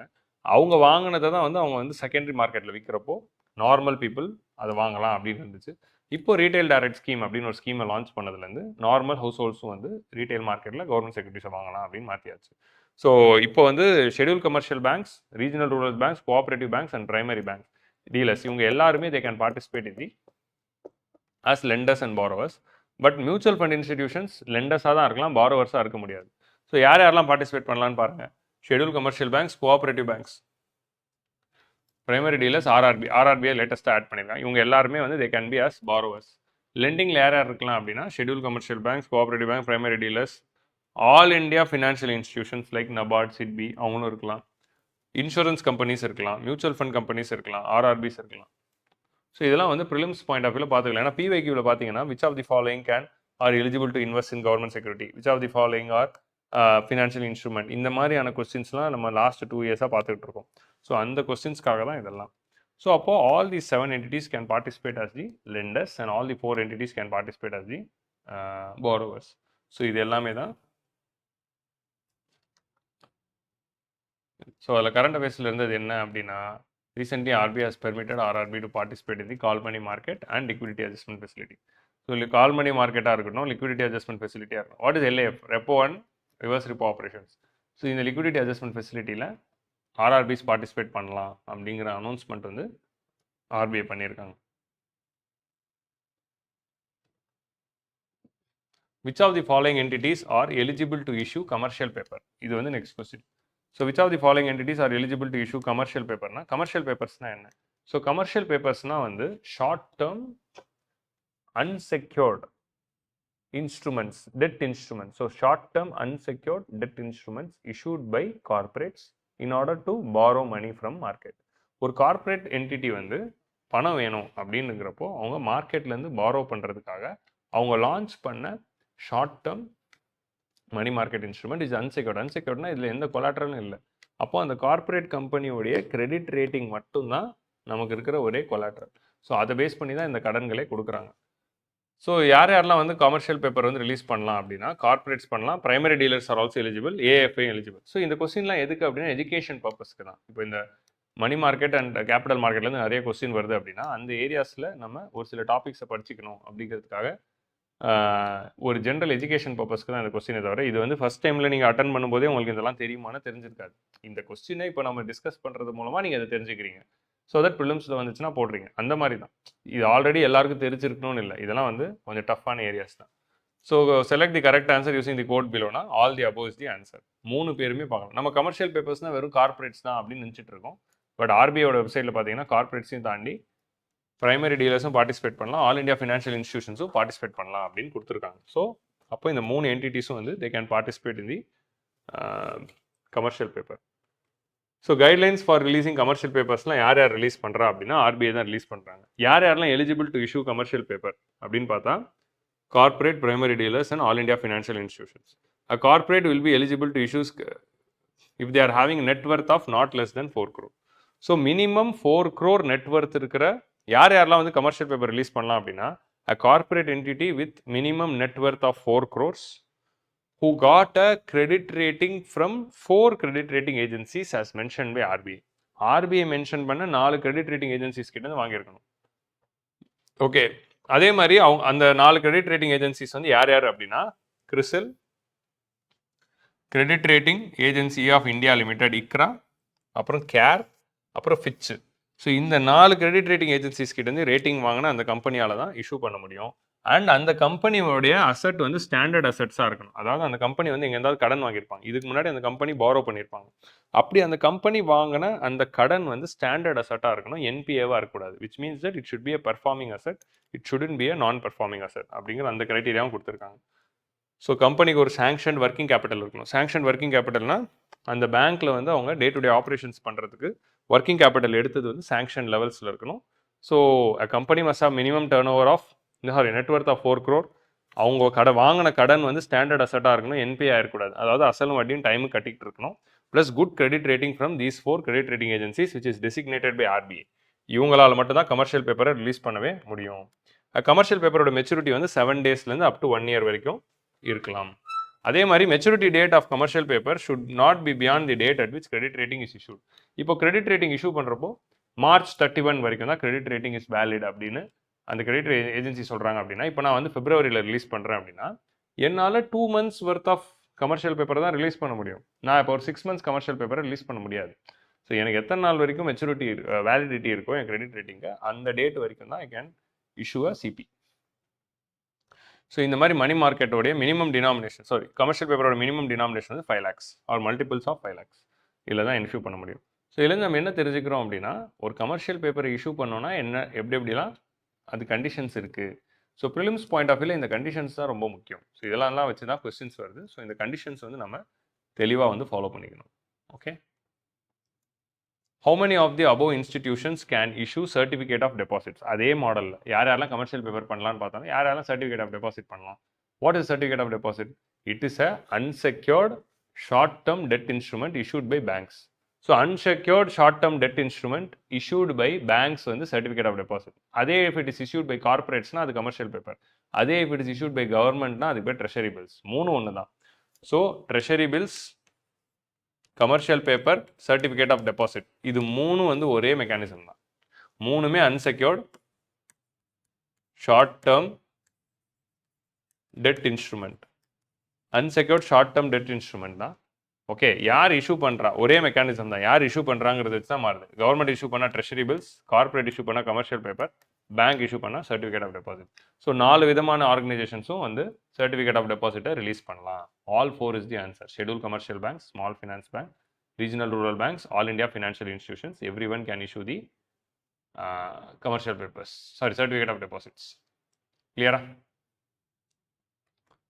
So next question, which of the following correctly describes the notice money market? So money market instruments la call money market, notice money market and term money market அப்படினு மூணு இருக்கு. So இந்த மார்க்கெட்ஸ்லாம் என்ன அப்படின்னா when bank need short term money அவங்க போய் இந்த கால் மணி notice மணி மார்க்கெட்டில் போய் கடன் வாங்கலாம். So up to 1 day loans, 1 day loansனால் அதுக்கு பேர் call money market. 2 day to 14-day loans அப்படின்னா அதுக்கு பேர் notice money market. 15 days to up to 1 year அப்படின்னு தான் அதுக்கு பேர் வந்து term money market. So call மணினா 1 day மார்க்கெட், 2 to 14 daysனா notice money, 15 days to 1 year, 14 days to 1 year இருந்துச்சுன்னா அதுக்கு பேர் வந்து term money market. So which of the following best describe notice money market? It involves funds which are transacted for a period of 2 to 14 days. Okay, 2 to 14 days maturity இருக்கிறதா இதுதான் direct answer. It is used by banks to meet short term liquidity requirements on overnight basis. Overnight basisனா அதுக்கு பேர் call money. 15 to 1 yearனா அதுக்கு பேர் notice மணி. இது வந்து long டேர்ம்னு இருக்குது, அதனால இது டைரெக்டாகவே தப்பு. இது வந்து ஃபுல்லாகவே கேபிட்டல் மார்க்கெட், மணி மார்க்கெட்டே கிடையாது. ஸோ அதனால A is the answer. So புரிஞ்சிச்சா? ஸோ பேங்க்ஸ் வந்து அவங்களுக்கு அவசர லிக்விடிட்டி நீட்ஸ் வரும்போது பாரோ பண்ணுற ஒரு இன்ஸ்ட்ருமெண்ட் தான் இந்த கால் மணி, நோட்டீஸ் மணி மார்க்கெட்ஸ் எல்லாம். ஸோ இதுக்குலேருந்து டேரெக்டாக நம்ம 76 கொஸ்டின்ஸ்குள்ளே போகிறோம். So 76 question. So which of the following instrument best describes the gilt-edged instruments? So gilt-edged instruments na enna? So gilt-edged instruments na enna அப்படின்னா they are government securities. So securities issued by the government which is having high security, high safety. So government securitiesலாம் வந்து they are very safe. So அதில் எந்த இஷ்யூவும் கிடையாது. They are low risk, very safe instruments. Or so they are long-term government securities considered to be risk free and highly secure. So அதுதான் வந்து gilt edged securities அப்படின்னு நம்ம சொல்கிறோம். Okay, they are securities issued by the private ஃபர்ம்ஸுங்கிறது தப்பு. Short term securities issued by reserve bank of இந்தியாங்கிறது தப்பு. Negotiable instrument use in international ஃபினான்சிங்கும் தப்பு. So they are long term government securities which are highly secure. அதே gilt edged அப்படின்னு சொல்கிறோன்னா இந்த மாதிரி வந்து அந்த காலத்தில் கவர்மெண்ட் செக்யூரிட்டிஸ்லாம் வரும்போது அதோடைய பார்டரில் வந்து இந்த மாதிரி கோல்டு லைனிங் இருக்கும். ஸோ அந்த பேப்பரில் கோல்டு லைனிங் இருந்துச்சு அப்படின்னா ஒரு பஞ்ச் ஆஃப் பேப்பர்ஸ் இப்படி அடுக்கி பார்த்தா இப்படி கோல்டாக தெரியும். இப்போ பார்த்தீங்கன்னா இந்த எல்லா பேப்பர்லையும் கோல்டு லைனிங் இருக்குது, அதனால் இது பார்க்க கோல்டாக தெரியுதுல்ல, இதுதான் gilt edgedன்னு சொல்கிறோம். ஸோ கவர்மெண்ட் செக்யூரிட்டி gilt edgedஆக இருந்ததுனால அது gilt edged இன்ஸ்ட்ருமெண்ட் அப்படின்னு சொல்கிறோம். முன்னாடிலாம் கவர்மெண்ட் செக்யூரிட்டியில் இப்படி ஒரு கோல்டு பார்டரிங் இருக்கும். So government security is considered to be the highly secure. ஏன்னா கவர்மெண்ட் கிட்ட கடன் கொடுத்தா government will never default. So government will surely pay back. அதுதான் வந்து நம்ம gilt edged செக்யூரிட்டி அப்படின்னு சொல்கிறோம். So next question. ஸோ இது வந்து easy classical question. Central government can issue both treasury bills and dated securities. Yes, it is true. Central government can issue both. அவங்க dated securities issue பண்ணலாம், treasury பில்ஸும் issue பண்ணலாம். அதில் எந்த ஒரு ரெஸ்ட்ரிக்ஷன்ஸும் இல்லை, short term long term. State government can issue bonds including state development loans, but they cannot issue treasury bills. ஒரு சென்ட்ரல் கவர்மெண்ட் வந்து ரெண்டுமே பண்ணலாம், ஆனால் ஸ்டேட் கவர்மெண்ட்டுங்கிறது ஸ்டேட் டெவலப்மெண்ட் லோன்ஸை மட்டும் தான் பண்ண முடியும். அதாவது லாங் டேர்ம் டேட்டட் செக்யூரிட்டிஸ் மட்டும் தான் ஸ்டேட் கவர்மெண்ட்டால் ரிலீஸ் பண்ண முடியும். ஷார்ட் டேர்ம் ட்ரெஷரி பில்ஸை ஸ்டேட் கவர்மெண்ட்டால் ரிலீஸ் பண்ண முடியாது. Treasury bills issued by the government of India are use to manage the government short term financial. So கவர்மெண்ட்க்கு ஏற்படுற ஷார்ட் டேர்ம் ஃபினான்ஷியல் நீட்ஸை மேனேஜ் பண்ணுறதுக்காக ரிலீஸ் பண்ணுறது தான் ட்ரெஷரி பில்ஸ். ஸோ ட்ரெஷரி பில்ஸ்னால் என்ன அப்படின்னா they are short term government securities. கவர்மெண்ட்டுக்கு அந்தந்த ஒரு அப்பப்போ ஒரு ஷார்ட் டேர்ம் ஃபினான்ஷியல் நீடு இருக்கிறப்போ அந்த ஃபினான்ஷியல் நீடுக்காக ரிலீஸ் பண்ணுற ஒரு இன்ஸ்ட்ருமெண்ட். சரியா? ஸோ கேஷ் மேனேஜ்மெண்ட் பில் அப்படின்னு நாலாவதாக ஒரு இன்ஸ்ட்ருமெண்ட் இருக்குது. இந்த நாலாவதாக இருக்கிற இன்ஸ்ட்ருமெண்ட் வந்து எதுக்கு ரிலீஸ் பண்ணுறாங்க அப்படின்னு பார்த்தா இந்த cash management bills are those instrument with maturity less than 90 days. இப்போ ட்ரெஷரி பில்ஸ்னா 91 days, 182 days, 364 days. ஆனால் மெச்சூரிட்டி லெஸ் தென் 91 days இருக்கிற அந்த இன்ஸ்ட்ருமெண்ட் தான் கேஷ் மேனேஜ்மெண்ட் பில்ஸ் அப்படின்னு சொல்கிறோம். கேஷ் மேனேஜ்மெண்ட் பில்ஸ்னால் என்னது அப்படின்னா இப்போது அந்த பேங்க்கோடைய கவர்மெண்ட்டோடைய ஃபினான்ஸ் பார்ப்பாங்கள்ல, பேலன்ஸ் ஷீட்டை பேலன்ஸ் பண்ணுறப்போ அசட் லயபிலிட்டி, கிரெடிட், டெபிட் எல்லாம் பார்த்து கரெக்டாக பேலன்ஸ் ஷீட் மேட்ச் ஆகுதா அப்படின்னு பண்ணிட்டு இருக்கிறப்போ அக்கௌண்டிங்கில் டக்குன்னு வந்து எங்கேயாவது ஒருத்தர் துண்டு விழும். அப்படி துண்டு விழுறப்போ அவசரமாக ஒரு பணம் தேவைப்படும். அந்த மாதிரி பணத்தை வாங்குறதுக்காக யூஸ் பண்ணுற இன்ஸ்ட்ருமெண்ட் தான் கேஷ் மேனேஜ்மெண்ட் பில்ஸ். ஸோ மொத்தம் 4 விதமானது இருக்குது. So central government can issue both. State government வெறும் லாங் டேர்ம் தான் பண்ண முடியும், ஷார்ட் டேர்ம் பண்ண முடியாது. ட்ரெஷரி பில்ஸ் வந்து ஷார்ட் டேர்ம் ஃபினான்ஷியல் நீட்ஸ்க்காக பண்ணுறாங்க. 91 days, 182 days, 364 days. So all the 3 statements are correct. Consider the following statement regarding the cash management bills. So cash management bills வந்து they are issued to meet the temporary mismatch in the cash flow. So கவர்மெண்ட்டோடைய temporary mismatch இந்த cash flow manage பண்ணுறதுக்காக release பண்ணுறது தான் CMB. They have maturity less than 91 days. இங்கே more than 91 days கொடுத்துருக்கிறதுனால second statement is wrong. So answer is 1 only. So it is issued to meet the temporary mismatches of the cash flow. So temporary மிஸ்மேட்ச்னா என்ன? இந்த accounting பண்ணுறப்போ balance sheet பார்க்குறப்போ ஏதாவது துண்டு விழுந்துச்சு, எங்கேயாவது ஒரு இடத்துல டக்குன்னு அக்கௌண்ட் இடிக்கும், அப்போது டக்குன்னு ஒரு ஃபினான்ஷியல் ஃப்ளோ வேணுங்கிறதுனால ரிலீஸ் பண்ணுறது. இதுவும் வந்து கவர்மெண்ட் செக்யூரிட்டி தான். ஸோ இதுக்கும் வேஸ் அண்ட் மீன்ஸ் அட்வான்சஸ்க்கு என்ன வித்தியாசம்? வேஸ் அண்ட் மீன்ஸ் அட்வான்சஸ் இதே பர்பஸ்க்காக தான். டெம்பரரி மிஸ்மேட்ச் வரும்போது கவர்மெண்ட்டுக்கு வரும்போது அதுக்காக பாரோ பண்ணுற ஒரு ரூட் தான் ways and means advances. So ways and means அட்வான்சஸ்னால் கவர்மெண்ட் வந்து ஆர்பிஐ கிட்டேருந்து கடன் வாங்குவாங்க. கேஷ் மேனேஜ்மெண்ட் பில்ஸில் டேரெக்டாக அவங்க பப்ளிக் கிட்டேருந்தே பாண்டாக ரிலீஸ் பண்ணி வாங்குவாங்க. ஸோ இதுதான் வந்து ரெண்டு முக்கியமான வித்தியாசம். ஸோ அடுத்த question is another important capital market instrument. அது வந்து capital index bonds. So capital index பாண்ட்ஸ்னால் என்ன? இதுக்கு முன்னாடி ஒரு பிவைக்யூவில் இன்ஃப்ளேஷன் இண்டெக்ஸ் பாண்ட்ஸ் அப்படின்னு ஒரு டாபிக் வந்து பிவைக்யூவில் இருந்துச்சு. ஸோ இன்ஃப்ளேஷன் இண்டெக்ஸ் பாண்ட்ஸ்னால் என்ன அப்படின்னு சொன்னாங்கன்னா, inflation erodes the value of capital which is held by the creditors. So கிரெடிட்டர்ஸோட கேபிட்டலோட வேல்யூவை எரோட் பண்ணுது. அதனால் இன்ஃப்ளேஷன்லேருந்து we have to protect the creditors. கரெக்டாக? அதனால் என்ன பண்ணுறாங்க, இன்ஃப்ளேஷன் இண்டெக்ஸ் பாண்ட்ஸில் ஃப்ளோட்டிங் இன்ட்ரெஸ்ட் ரேட் லோன்ஸ்லாம் என்ன பண்ணுவாங்க, இன்ஃப்ளேஷன் ரேட் ஏற ஏற அதுக்கேற்ற மாதிரி இன்ட்ரெஸ்ட் ரேட்ஸையும் ஏற்றிடுவாங்க. அதாவது லெண்டிங் ரேட்ஸையும் வந்து ஏற்றிருப்பாங்க. ஸோ இதுதான் வந்து ஃப்ளோட்டிங் இன்ட்ரெஸ்ட் ரேட்ஸ் அப்படின்னு நம்ம சொல்கிறோம். ஸோ இன்ஃப்ளேஷன் ரேட் ஏற ஏற இன்ட்ரெஸ்ட் ரேட்ஸையும் ஏற்றி கொடுக்கறதுக்கு பேர் தான் நம்ம வந்து இங்கே ஃப்ளோட்டிங் இன்ட்ரெஸ்ட் ரேட் லோன்ஸ்னு சொல்கிறோம். கேபிட்டல் இண்டெக்ஸ் பாண்ட்ஸ்னால் என்ன அப்படின்னா, இன்ஃப்ளேஷன் ரேட்டுக்கு ஏற்ற மாதிரி கேபிட்டலே ஏறும், அதாவது பிரின்சிபலே ஏறும். இப்போ நீங்கள் 100 ரூபா கடன் வாங்குறீங்க, 5% வட்டி. ஸோ 5% வட்டியில் 100 ரூபா கடன் வாங்கினீங்கன்னா 105 ரூபா திரும்ப கட்டணும். கரெக்டாக? ஸோ அப்போது இப்போ எக்கானாமியில் 4% இன்ஃப்ளேஷன் ஆயிடுச்சு அப்படின்னா நம்மளுடைய கேபிட்டலே வந்து 100 ரூபாயிலேருந்து 104 ரூபா ஆகிடும். ஸோ எக்கானமியில் எவ்வளோ இன்ஃப்ளேஷனோ அந்த இன்ஃப்ளேஷனுக்கு ஏற்ற மாதிரி கேபிட்டலே இருக்கும். இப்போ இன்ஃப்ளேஷன் 6%னா கேபிட்டலே 106 ரூபா ஆகிடும். அந்த 106 ரூபாய்க்கு மேலே 5% வட்டி நீங்கள் கட்டணுமே தவிர 100 ரூபாயிலேருந்து இல்லை. ஸோ கேபிட்டல் இண்டெக்ஸ் பாண்ட்ஸில் பிரின்சிபல் அமௌண்ட்டே வந்து இன்ஃப்ளேஷனுக்கு ஏற்ற மாதிரி ஏறும். உங்களுக்கு புரியுதா? ஃப்ளோட்டிங் இன்ட்ரெஸ்ட் ரேட் லோனில் இன்ட்ரெஸ்ட் ரேட் தானே ஏறுச்சு. So in India capital index bonds protects the investors from inflation. That is true. The interest rates of the capital index bond is linked to an accepted interest rate கிடையாது, பிரின்சிபலே வந்து it is linked. So அதனால second statement தப்புங்கிறதுனால directly we get C as the answer. So இங்கே interest rate is not linked, principal is attached. ஸோ புரிஞ்சுச்சா?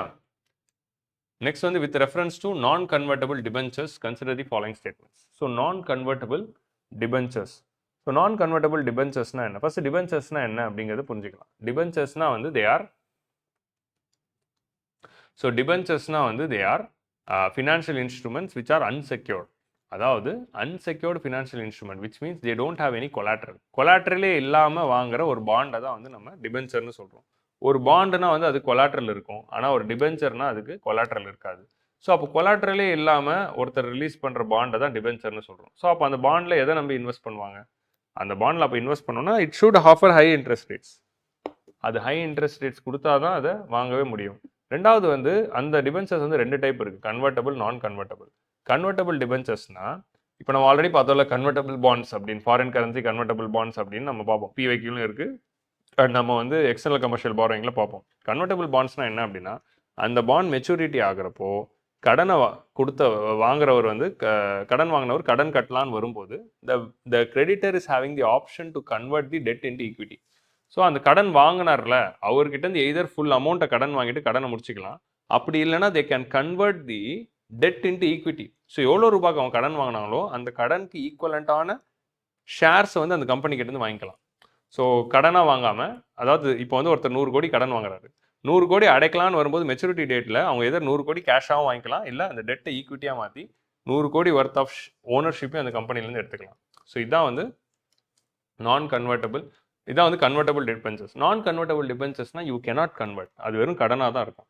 So இப்போ நம்ம ஒரு பிவைக்யூவில் செகண்ட் ஸ்டேட்மெண்ட் வந்து அந்த பிவைக்யூ வந்தப்போ அந்த ஸ்டேட்மெண்ட்டில் என்ன பார்த்துருவோம்னா, convertible bonds offer low interest rates because there is an option for the investor to convert the debt into equity. டெட்டை ஈக்விட்டியாக மாத்திரம் அந்த ஆப்ஷன் இருக்கிறதுனால அது லோ இன்ட்ரெஸ்ட் ரேட் தான் கொடுக்குன்னு பார்த்தோம். இது பார்த்தோன்னா இந்த நான் கன்வெர்ட்டபிள் டிபென்ச்சர்னா அது டிபென்ச்சர், ஸோ அதனால் கொலாட்ரலும் இல்லை, ப்ளஸ் அதை உங்களால் ஈக்விட்டியாகவும் கன்வெர்ட்டும் பண்ண முடியாது. அப்போ எந்த பெனிஃபிட்டும் இல்லைனா அப்போ அதை அட்ராக்டிவ் ஆக்கிறதுக்கு ஒரே பெனிஃபிட் தான் இருக்குது, ஹை இன்ட்ரெஸ்ட் ரேட் தான் வைக்கணும். உங்களுக்கு புரியுதா? So they will offer high interest rates. So non convertible debentures cannot be converted into equity of the shareholders. அது correct. NCD typically offer higher interest rates. அதனால second statement is wrong. So one only is the answer. Clear?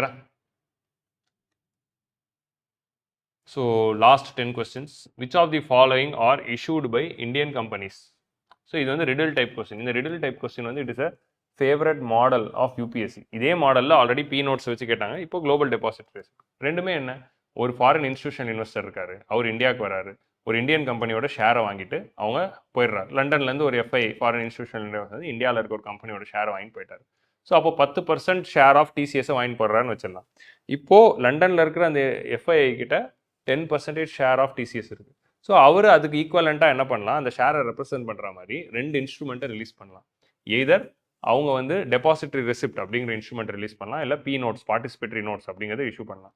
Depository ரெசிப்ட்னா என்ன அப்படின்னா, அந்த TCS ஷேரை represent பண்ணுற மாதிரி அந்த deposit receipt release பண்ணுவார். That depository receipt is traded in the stock exchange. That person will list the deposit receipt in the stock exchange and people in the London Stock Exchange can invest in it and they can buy in it. So அதனால் அது வந்து London stock எக்ஸ்சேஞ்சோட ரெகுலேஷன்ஸில் வரும். அதுக்கு பேர் தான் deposit receipt. அதுவே வந்து எங்கேயுமே ரெஜிஸ்டர் பண்ணாமல் ஓவர் தி கவுண்டராக அதுக்கு இதை ரிலீஸ் பண்ணுற ஒரு இன்ஸ்ட்ருமெண்ட் தான் பார்ட்டிசிபேட்டரி நோட்ஸ். ஸோ இந்தியன் கம்பெனியோட ஷேர்ஸை ரெப்ரசென்ட் பண்ணுற மாதிரியான ஒரு instrument which is traded in the stock exchange அப்படின்னா அதுக்கு பேர் டெபாசிட்டரி ரெசிப்ட்ஸ். அதுவே வந்து it is sold over the counter and அந்த அது வாங்குறவர் வந்து எங்கேயுமே ரெஜிஸ்டர் ஆக மாட்டார் அப்படின்னா அது பார்ட்டிசிபேட்டரி நோட்ஸ் அப்படின்னு சொல்கிறோம். ஸோ இந்த கொஸ்டினில் வருது, which of the following is issued by Indian companies to foreign markets through a depository bank which allows companies to raise funds in the international markets அப்படிங்கிறது வந்து டெபாசிட்டரி ரெசிப்ட்ஸ். ஸோ பொதுவாக வந்து depository ரெசிப்ட்டை வந்து foreign banks தான் release பண்ண முடியும். Participatory நோட்ஸை foreign institutional இன்வெஸ்டர்ஸே release பண்ணலாம். So அதை பேஸ் பண்ணி இன்னொரு கொஸ்டின் இருக்கும் அப்படின்னு நினைக்கிறேன். So next question is related to start up. So இந்தியாவில் வந்து ஸ்டார்ட் அப்ஸ் வந்து நம்ம வந்து என்ன பண்ணுறோம் அப்படின்னா, அந்த இந்தியாவில் இல்லை வேர்ல்டு வைடாக ஸ்டார்ட் அப் வந்து அதோட வேல்யூவேஷனை வச்சு நம்ம கிளாஸிஃபை பண்ணுறோம். சீட்டா, கசல்ஸ் அண்ட் யூனிகார்ன் அப்படின்னு சொல்கிறோம். ஒரு ஸ்டார்ட் அப்போட வேல்யூ வந்து $1 பில்லியன் ரீச் பண்ணிடுச்சு அப்படின்னா அது யூனிகார்ன் அப்படின்னு நம்ம சொல்கிறோம். அதே ஒரு ஸ்டார்ட் அப் வந்து இப்போ தான் ஆரம்பிக்குது, அவங்களோட வேல்யூ வந்து $1 மில்லியன் குள்ளே தான் இருக்குது அப்படின்னா அது வந்து நம்ம வந்து சீட்டா அப்படின்னு சொல்கிறோம். ஸோ ரஃப்லி வந்து 1 million to 500 billion, 1 million to 500 million. So 1 மில்லியன்லேருந்து 500 million வரைக்கும் இருந்தால் அதை வந்து நம்ம சீட்டான்னு சொல்கிறோம். 500 மில்லியன்லேருந்து 1 பில்லியனுக்கு கீழே இருந்துச்சுன்னா அதை வந்து நம்ம கசல் அப்படின்னு சொல்கிறோம். ஸோ 1 பில்லியனுக்கு மேலே போகிறப்போ அதை நம்ம யூனிகார்ன் அப்படின்னு சொல்கிறோம். ஸோ இது ரஃப்பான ஒரு டெஃபினிஷன் தான். யூனிகார்னுக்கு we have a definition, 1 billion மேலே போனால் unicorn. But 1 million to 500 million இருந்தால் அது சீட்டா, 500 டு 1 மில்லியன் வரைக்கும் இருந்தால் அது கசல். ஸோ அப்போ ஒரு ஸ்டார்ட் அப் கசலாக இருக்குன்னா சூன் அது ஒரு யூனிக்கான மாறப்போகுது அப்படின்னு அர்த்தம். ஸோ கசல்னா it is a type of a deer, மான் தான். So gazelles are start up which are having higher valuations than cheetah. Yes, that is true. They are considered to be most likely to evolve into unicorns. Yes, that is true. First statement is wrong. ஏன்னா unicorns are privately held startup with a valuation of 1 billion, not 1 million. So, அதனால் first one is wrong. India currently is having more than 100 unicorns. Yes, India is having more than 100 unicorns, almost 118 unicorns இருக்கு. So, both these statements are true. 2 and 3 is correct. So, B is the answer. So, answer is B. Clear? So இப்போ லேட்டஸ்ட்டாக இந்தியாவில் இருக்கிற அந்த 100 unicorns இது தான். இப்போ லேட்டஸ்ட்டாக யூனிகார்னான கம்பெனி எது அப்படின்னு பார்த்தா ரேபிடோவாக இருக்குது. ஏத்தர் அப்படிங்கிற இந்த இ வெஹிக்கிள்ஸ் விற்கிற கம்பெனியாக இருக்குது. எனக்கு தெரிஞ்ச கம்பெனியாக நான் சொல்கிறேன். ஜெப்டோ வந்து போன வருஷமே யூனிகார்னாக இருக்குது. அதுக்கு முன்னாடி பார்த்தீங்கன்னா இங்கே பாருங்கள், ஃபிசிக்ஸ் வாலா, ஆன்லைன் நீட்டு, ஜேஇ, யூபிஎஸ்சி கோச்சிங்லாம் கொடுக்குற அந்த ஃபிசிக்ஸ் வாலா வந்து ஆயிருக்காங்க. டாடா 1mg என்னது, இ காமர்ஸ் ஃபார்மசூட்டிக்கல் கம்பெனி, அவங்களும் வந்து இப்போ ஆயிருக்காங்க. ஸோ பைஜூஸ் அதுக்கு முன்னாடி ஆயிருக்காங்க. ஆரம்பத்தில் ஃபஸ்ட்டு ஆனது யாருன்னு பார்த்தா பாருங்கள், ஓலா, பேடிஎம், ஜொமேட்டோ, ஃப்ளிப்கார்ட், இவங்கெல்லாம் வந்து 2015 யூனிகார்னான ஸ்டார்ட் அப்ஸ். ஸோ இந்த மாதிரி வந்து ஸ்டார்ட் அப்ஸ் வந்து நம்ம 3ஆக பிரிக்கிறோம். நெக்ஸ்ட் வந்து graded surveillance measure. Graded surveillance மெஷர்னா என்ன அப்படின்னா, it is something similar to prompt corrective action which is existing in the banks. So RBI வந்து பேங்க்கை வந்து ரெகுலேட் பண்ணுறப்போ ப்ராம்ப்ட் கரெக்டிவ் ஆக்ஷன்ஸ் அப்படின்னு ஒரு வச்சிருக்கு. அது பேர் என்ன அப்படின்னா, capital adequacy ratio, leverage ratio, return on assets, இந்த மாதிரி ஃபியூ இண்டிகேட்டர்ஸ் எடுத்துக்கிட்டு அந்த இண்டிகேட்டர்ஸ்க்கு ஒரு த்ரெஷோல்டு வச்சுக்கிறாங்க. அந்த த்ரெஷோல்டுக்கு கீழே அந்த பேங்க் போகிறப்போ அந்த பேங்க் மேலே ஆக்ஷன் எடுப்பாங்க. ஸோ இதை தான் வந்து நம்ம என்ன சொல்கிறோம், ப்ராம்ப்ட் கரெக்டிவ் ஆக்ஷன் அப்படின்னு சொல்கிறோம். இந்த த்ரெஷோல்டுக்கு கீழே ஒரு பேங்க் போகிறப்போ அந்த பேங்க் எடுத்து நம்ம ப்ராம்ப்ட் கரெக்டிவ் ஆக்ஷன் கீழே, அதாவது 9 கீழே கேபிட்டல் அடிக்வசி ரேஷியோ போச்சுன்னா இந்த மாதிரி. ஸோ அப்படி போகிற அந்த பேங்க் எடுத்து நம்ம ரெகுலேட் பண்ணி அதுக்கு மேலே அடிஷ்னல் சர்வைலன்ஸ் மெஷர்ஸ் எடுத்து அவங்கள வந்து ரெகுலேட் பண்ணுவாங்க. எக்ஸ்ட்ராவாக ஆர்பிஐ வந்து சூப்பர்வைஸ் பண்ணி ரெகுலேட் பண்ணுவாங்க. அதை தான் ப்ராம்ப்ட் கரெக்ட் ஆக்ஷன் சொல்கிறோம். அதே தான் வந்து கிரேடட் சர்வைலன்ஸ் மெஷர். சம்டைம்ஸ் வந்து ஒரு கம்பெனியோட ஷேர் வேல்யூ வந்து என்ன ஆகும் அப்படின்னா பயங்கரமாக வேரி ஆகும். ஸோ ஒரு ஷேரோட வேல்யூ 500 ரூபான்னு இருந்திருக்கும், டக்குன்னு சரிஞ்சு 100, 50, 20ன்னு குறைஞ்சிரும். பயங்கரமான டிராஸ்டிக் ஃபால் இருக்கும். இல்லை 20 ரூபா 30 ரூபா வித்துட்டு இருந்த ஷேர் திடீர்னு 1000 ரூபாய்க்கு விற்க ஆரம்பிச்சிடும். ஸோ இந்த மாதிரி வந்து sudden increase R fall in ஒரு ஷேர் வேல்யூ வந்து செபி வந்து நோட் பண்ணாங்கன்னா அந்த ஷேரை வந்து அவங்க கிரேடட் சர்வைலன்ஸ் மெஷர், ஜிஎஸ்எம் அப்படின்னு டெசிக்னேட் பண்ணிடுவாங்க. அந்த டெசிக்னேஷன் கீழே அவங்க வந்து டெசிக்னேட் பண்ணிட்டாங்க அப்படின்னா அந்த ஷேர் மேலே இன்க்ரீஸ்டு சூப்பர்விஷன் வந்துடும், ஹை ரெகுலேஷன்ஸ் வந்துடும், அண்ட் இன்வெஸ்டர்ஸ் எல்லாருக்குமே வந்து வார்னிங் கொடுப்பாங்க, இந்த ஷேர் வந்து பயங்கர வாலட்டைலாக ஃபங்க்ஷன் ஆகுது, ஏதோ சரியில்லை, ஜாகிரதையாக இருங்க. So that people's investments are protected. பெரும்பாலும் வந்து பெரிய பெரிய கம்பெனிஸ்லாம் என்ன பண்ணுறாங்க, நிறைய ஷெல் கம்பெனிஸ்லாம் ஆரம்பித்து ஆர்டிஃபிஷியலாக அதோட ஷேர் வேல்யூ ப்ளோட் அப் பண்ணுறதுக்கு நிறைய பண்ணுவாங்க. ஸோ அப்படிலாம் பண்ணுறதுக்குனால என்ன ஆகுது, நிறைய ஷேர்ஸ் வந்து வாலட்டைலாக போகுது. ஸோ அதனால் கிரேடட் சர்வேலன்ஸ் மெஷரில் அந்த ஷேர்லாம் மானிட்டர் பண்ணுவாங்க. ஸோ இந்த ஹைண்டன்பர்கோட ரிப்போர்ட் வரும்போது அதானி கம்பெனியோட ஷேர்ஸ் எல்லாம் இப்படி தான் டிராஸ்டிக்காக ஃபால் ஆச்சு. ஸோ அப்படி டிராஸ்டிக்காக ஃபால் ஆகிறப்போ அது வந்து ஜிஎஸ்எம்ல மானிட்டர் பண்ணிட்டு இருந்தாங்க. ஸோ அதனால் அது நியூஸில் இருக்கிற ஒரு விஷயம். So GSM framework is introduced by SEBI to enhance the market integrity by curbing the excessive price volatility. அது correct. Securities under GSM are barred from trading in stock exchange, அதுக்கு தப்பு. அது டோட்டலாலாம் பார் பண்ணல. Still that share can be in the stock exchange. But அந்த share மேலே நிறைய restrictions இருக்கும். அதாவது என்ன பண்ணிடுவாங்கன்னா ப்ரைஸ் பேண்ட் செட் பண்ணிடுவாங்க. ப்ரைஸ் பேண்ட்னா என்ன அப்படின்னா, இந்த ஷேரோட வேல்யூ வந்து 200 300 தான் இருக்கணும், 200 கீழே போகக்கூடாது, இல்லை 300 மேலே போகக்கூடாதுன்னு ஃபிக்ஸ் பண்ணிடுவாங்க. இல்லை என்ன பண்ணிடுவாங்க, வாரத்தில் 5 நாளுமே இதை ஷேர் பண்ண முடியாது, வாரத்தில் ஒரு நாள் தான் இதை ட்ரேட் பண்ண முடியும் அப்படின்னு சொல்லுவாங்க.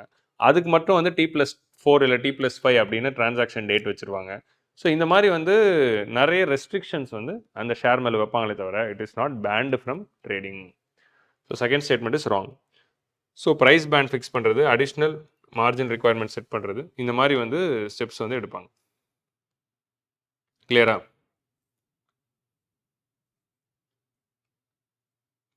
ஸோ அதனால் வந்து they are barred from stock market அப்படின்னு சொல்கிறது தப்பு. ஸோ இது இந்த அதானி இஷ்யூ அப்போ நியூஸில் இருந்ததுனால இந்த கிரேடட் சர்வேலன்ஸ் மெஷரை நம்ம பார்க்கலாம். ஸோ நெக்ஸ்ட் வந்து T+0 T+1 அப்படிங்கிற இந்த செட்டில்மெண்ட் சிஸ்டம். இந்த T+1 செட்டில்மெண்ட் சிஸ்டம்னா என்ன அப்படின்னா, டிரான்சாக்ஷன் நடந்து எத்தனை நாளில் செட்டில்மெண்ட் நடக்கும். இப்போ நீங்கள் வந்து உங்கள் டிமேட் அக்கௌண்ட்லேருந்து ஒரு ஷேரை வாங்குறீங்க அப்படின்னு வச்சுக்கலாம். You're buying a share. நீங்கள் வந்து ஷேரை வாங்குறப்போ என்ன ஆகுது அப்படின்னா, உங்களுடைய பேங்க் அக்கௌண்ட்லேருந்து நீங்கள் யார்கிட்ட ஷேர் வாங்குறீங்களோ அவங்களுடைய பேங்க் அக்கௌண்ட்டுக்கு பணம் போகணும். அவங்களுடைய டிமேட் அக்கௌண்ட்லேருந்து அந்த ஷேர் வந்து உங்கள் டிமேட் அக்கௌண்ட்டுக்கு வரணும். ஸோ அப்போது 2 டிரான்சாக்ஷன் நடக்குது. ஒன்று பேங்க் அக்கௌண்ட் டிரான்சாக்ஷன், இன்னொன்று டிமேட் அக்கௌண்ட் டிரான்சாக்ஷன். பேங்க் அக்கௌண்ட்டில் ஒரு அக்கௌண்ட்லேருந்து இன்னொரு அக்கௌண்ட் பணம் போகுது, டிமேட் அக்கௌண்ட்டில் ஒரு அக்கௌண்ட்லேருந்து இன்னொரு அக்கௌண்ட்டுக்கு பணம் ஷேர் வந்து வருது. ஸோ இந்த டிரான்சாக்ஷன் நடத்தி முடிக்கிறதுக்கு எத்தனை நாள் ஆகும் அப்படின்னா, 2023க்கு முன்னாடி வரைக்கும் T+2 அப்படின்னு வச்சுருந்தோம். ஸோ பிஃபோர் 2023 வந்து we had T+2. அதாவது என்னதுன்னா, டிரான்சாக்ஷன் நடந்து 2 நாள் கழிச்சு தான் அது ரிஃப்ளெக்ட் ஆகும். இமீடியட்லி உங்களுடைய டிமேட் அக்கௌண்ட்டில் நீங்கள் ஒரு ஷேர் வாங்குறீங்கன்னா இமீடியட்லி அது ரிஃப்ளெக்ட் ஆகாது. 2 நாள் கழிச்சு தான் அது வந்து ரிஃப்ளெக்ட் ஆகும். 2 நாள் கழிச்சு தான் உங்கள் பேங்க் அக்கௌண்ட்லேருந்து பணம் போயிருக்கும், உங்களுடைய டிமேட் அக்கௌண்ட்டில் அது வந்திருக்கும். ஸோ இந்த மாதிரி டிரான்சாக்ஷனுக்கு 2 நாள் ஆகும். 2023ல் செபி என்ன பண்ணாங்க, T+1க்கு வந்து ஷிஃப்ட் ஆனாங்க. ஸோ T+1க்கு தான் இப்போ நம்ம கம்ப்ளீட்டாக வந்து ஷிஃப்ட் ஆயிருக்கும். ஸோ T+0 செட்டில்மெண்ட்னா என்னதுன்னா, அன்னைக்கு டிரான்சாக்ஷன் நடத்திங்கன்னா அன்றைக்கே செட்டில்மெண்ட் ஆகிடும். இது ஏன் வந்து குறைச்சிட்டே வராங்க அப்படின்னா, இப்போ நீங்கள் T+2ல் இருக்கிறப்போ நீங்கள் வந்து ஒரு டிரான்சாக்ஷன் பண்ணுறீங்களா, உங்களோட பணம் வந்து 2 நாளைக்கு வரைக்கும் என்ன ஆகிடுது, அந்த கேபிட்டல் வந்து it is locked in the stock market. Locked in the stock மார்க்கெட்னா, நான் பணம் கொடுத்துட்டேன், ஆனால் உங்களுக்கு பணம் வர 2 நாள் ஆகுது. ஸோ அப்போ அந்த 2 நாள் வந்து அந்த கேபிட்டல் வந்து ஸ்டாக் மார்க்கெட்டோட அந்த கிளியரிங் ஹவுஸ்லேயே லாக் ஆகிருக்குல்ல. ஸோ அதனால் என்ன ஆகிடுது, லிக்விடிட்டி இஸ் ட்ராப்டு. ஸோ அப்படி லிக்விடிட்டி ட்ராப் ஆகிறதுனால enough liquidity is not going in the economy அப்படிங்கிறதுனால டேட்டா குறைக்கிறப்போ liquidity will be released and that will improve the stock market அப்படின்னு சொல்கிறாங்க. So T+0 settlement refers to a system where trade execution and settlement occurs on the same day. It is commonly used in the equity market worldwide to ensure faster trading process and liquidity. Yes. Recently, India has completely moved from T+1 to T+0. Na thappu. India moved from T+2 to T+1 in 2023. 2025-4ல அதாவது pilot பேசிஸில் ஒரு சில டிரான்சாக்ஷன்ஸ்க்கு மட்டும் T+0 அப்படின்னு சொல்லி experiment பண்ணிட்டு இருக்காங்களே தவிர ஃபுல்லாலாம் டிரான்சாக்ஷன் ஆகலை. அதெல்லாம் வந்து ரொம்ப sophisticated measures. So third statement is wrong. So 1 and 2 is the answer. So T+1 புரிஞ்சிச்சா? ஸோ T+1 T+2 மெக்கானிசம் பற்றி போய் படிங்க. It's very important. அதோடைய அட்வான்டேஜஸ் என்ன அப்படிங்கிறதையும் படிங்க. ஃபிலிம்ஸில் வந்து இட்ஸ் அ லாங் டியூ. 2023லேயே நடந்துச்சு, இன்னும் கேள்வி வரல. It's a long due. So next வந்து ஃபண்ட்ஸ் அண்ட் அதோடைய டிஸ்கிரிப்ஷன். ஸோ இங்கே வந்து நமக்கு வந்து ஒரு 3 ஃபண்டு கொடுத்துட்டாங்க. அந்த ஃபண்டோடைய பர்பஸஸ் வந்து கொடுத்துட்டாங்க. அதை வந்து மேட்ச் தி ஃபாலோயிங்கில் இங்கே கொடுத்துருக்காங்க. Okay, it's very simple direct question. So venture capital ஃபண்ட்னா என்ன அப்படின்னு பார்த்தா, venture capital fund is a fund which invest in the new start ups. New start அப்பில் இன்வெஸ்ட் பண்ணுறதுக்காகவே ஆரம்பித்த ஃபண்டு தான் angel investment fund and venture capital fund. Venture capital ஃபண்டுக்கு ஏஞ்சலுக்கு என்ன வித்தியாசம் அப்படின்னா, ஒரு ஏஞ்சல் இன்வெஸ்ட்மெண்ட் ஃபண்ட்லேருந்து வர பணத்துக்கு வந்து இமீடியட் ரிட்டர்ன்ஸ் எதிர்பார்க்க மாட்டாங்க, கொஞ்சம் ஃப்ளெக்சிபிலிட்டி கொடுப்பாங்க, கொஞ்சம் ஃப்ரீயாக விடுவாங்க. ஆனால் வெஞ்சர் கேபிட்டல் ஃபண்டில் இமீடியட் ரிட்டர்ன்ஸ் வந்து கேட்பாங்க, எனக்கு இமீடியட்லி ரிட்டர்ன்ஸ் வரணும் அப்படின்னு சொல்லுவாங்க. And there will be interference, அந்த வெஞ்சர் விசியோட management will interfere in the operations of the start up. ஆனால் ஏஞ்சல் இன்வெஸ்ட்மெண்ட்டில் அந்த இன்டர்ஃபியரன்ஸே இருக்காது. ஸோ அதான் வந்து மெயின் டிஃப்ரென்ஸ். ஹெட்ஜ் ஃபண்ட்னா என்னது அப்படின்னா ஹை ரிஸ்க் இன்வெஸ்ட்மெண்ட். மியூச்சுவல் ஃபண்ட்னா என்ன, ஒரு மியூச்சுவல் ஃபண்டுக்கு ஹெட்ஜ் ஃபண்டுக்கு டிஃப்ரென்ஸ் புரிஞ்சுக்கோங்க. மியூச்சுவல் ஃபண்ட்னா என்ன அப்படின்னா, நிறைய மக்கள் கிட்ட இருந்து கொஞ்சம் பணத்தை வாங்கி, நிறைய மக்கள் கிட்ட இருந்து சின்ன சின்னதாக பணத்தை வாங்கி, அந்த பணத்தை வந்து ஷேர் மார்க்கெட்லையோ இல்லை ஈக்விட்டி மார்க்கெட்லையோ இல்லை ஷேர் மார்க்கெட்லையோ இல்லை டெட் மார்க்கெட்லையோ இன்வெஸ்ட் பண்ணி அதுலேருந்து ரிட்டர்ன்ஸ் எடுத்து மக்களுக்கு கொடுப்பாங்க. So they will invest in such a way that there is low risk, அதனால லோ ரிட்டர்ன்ஸ் தான் இருக்கும்.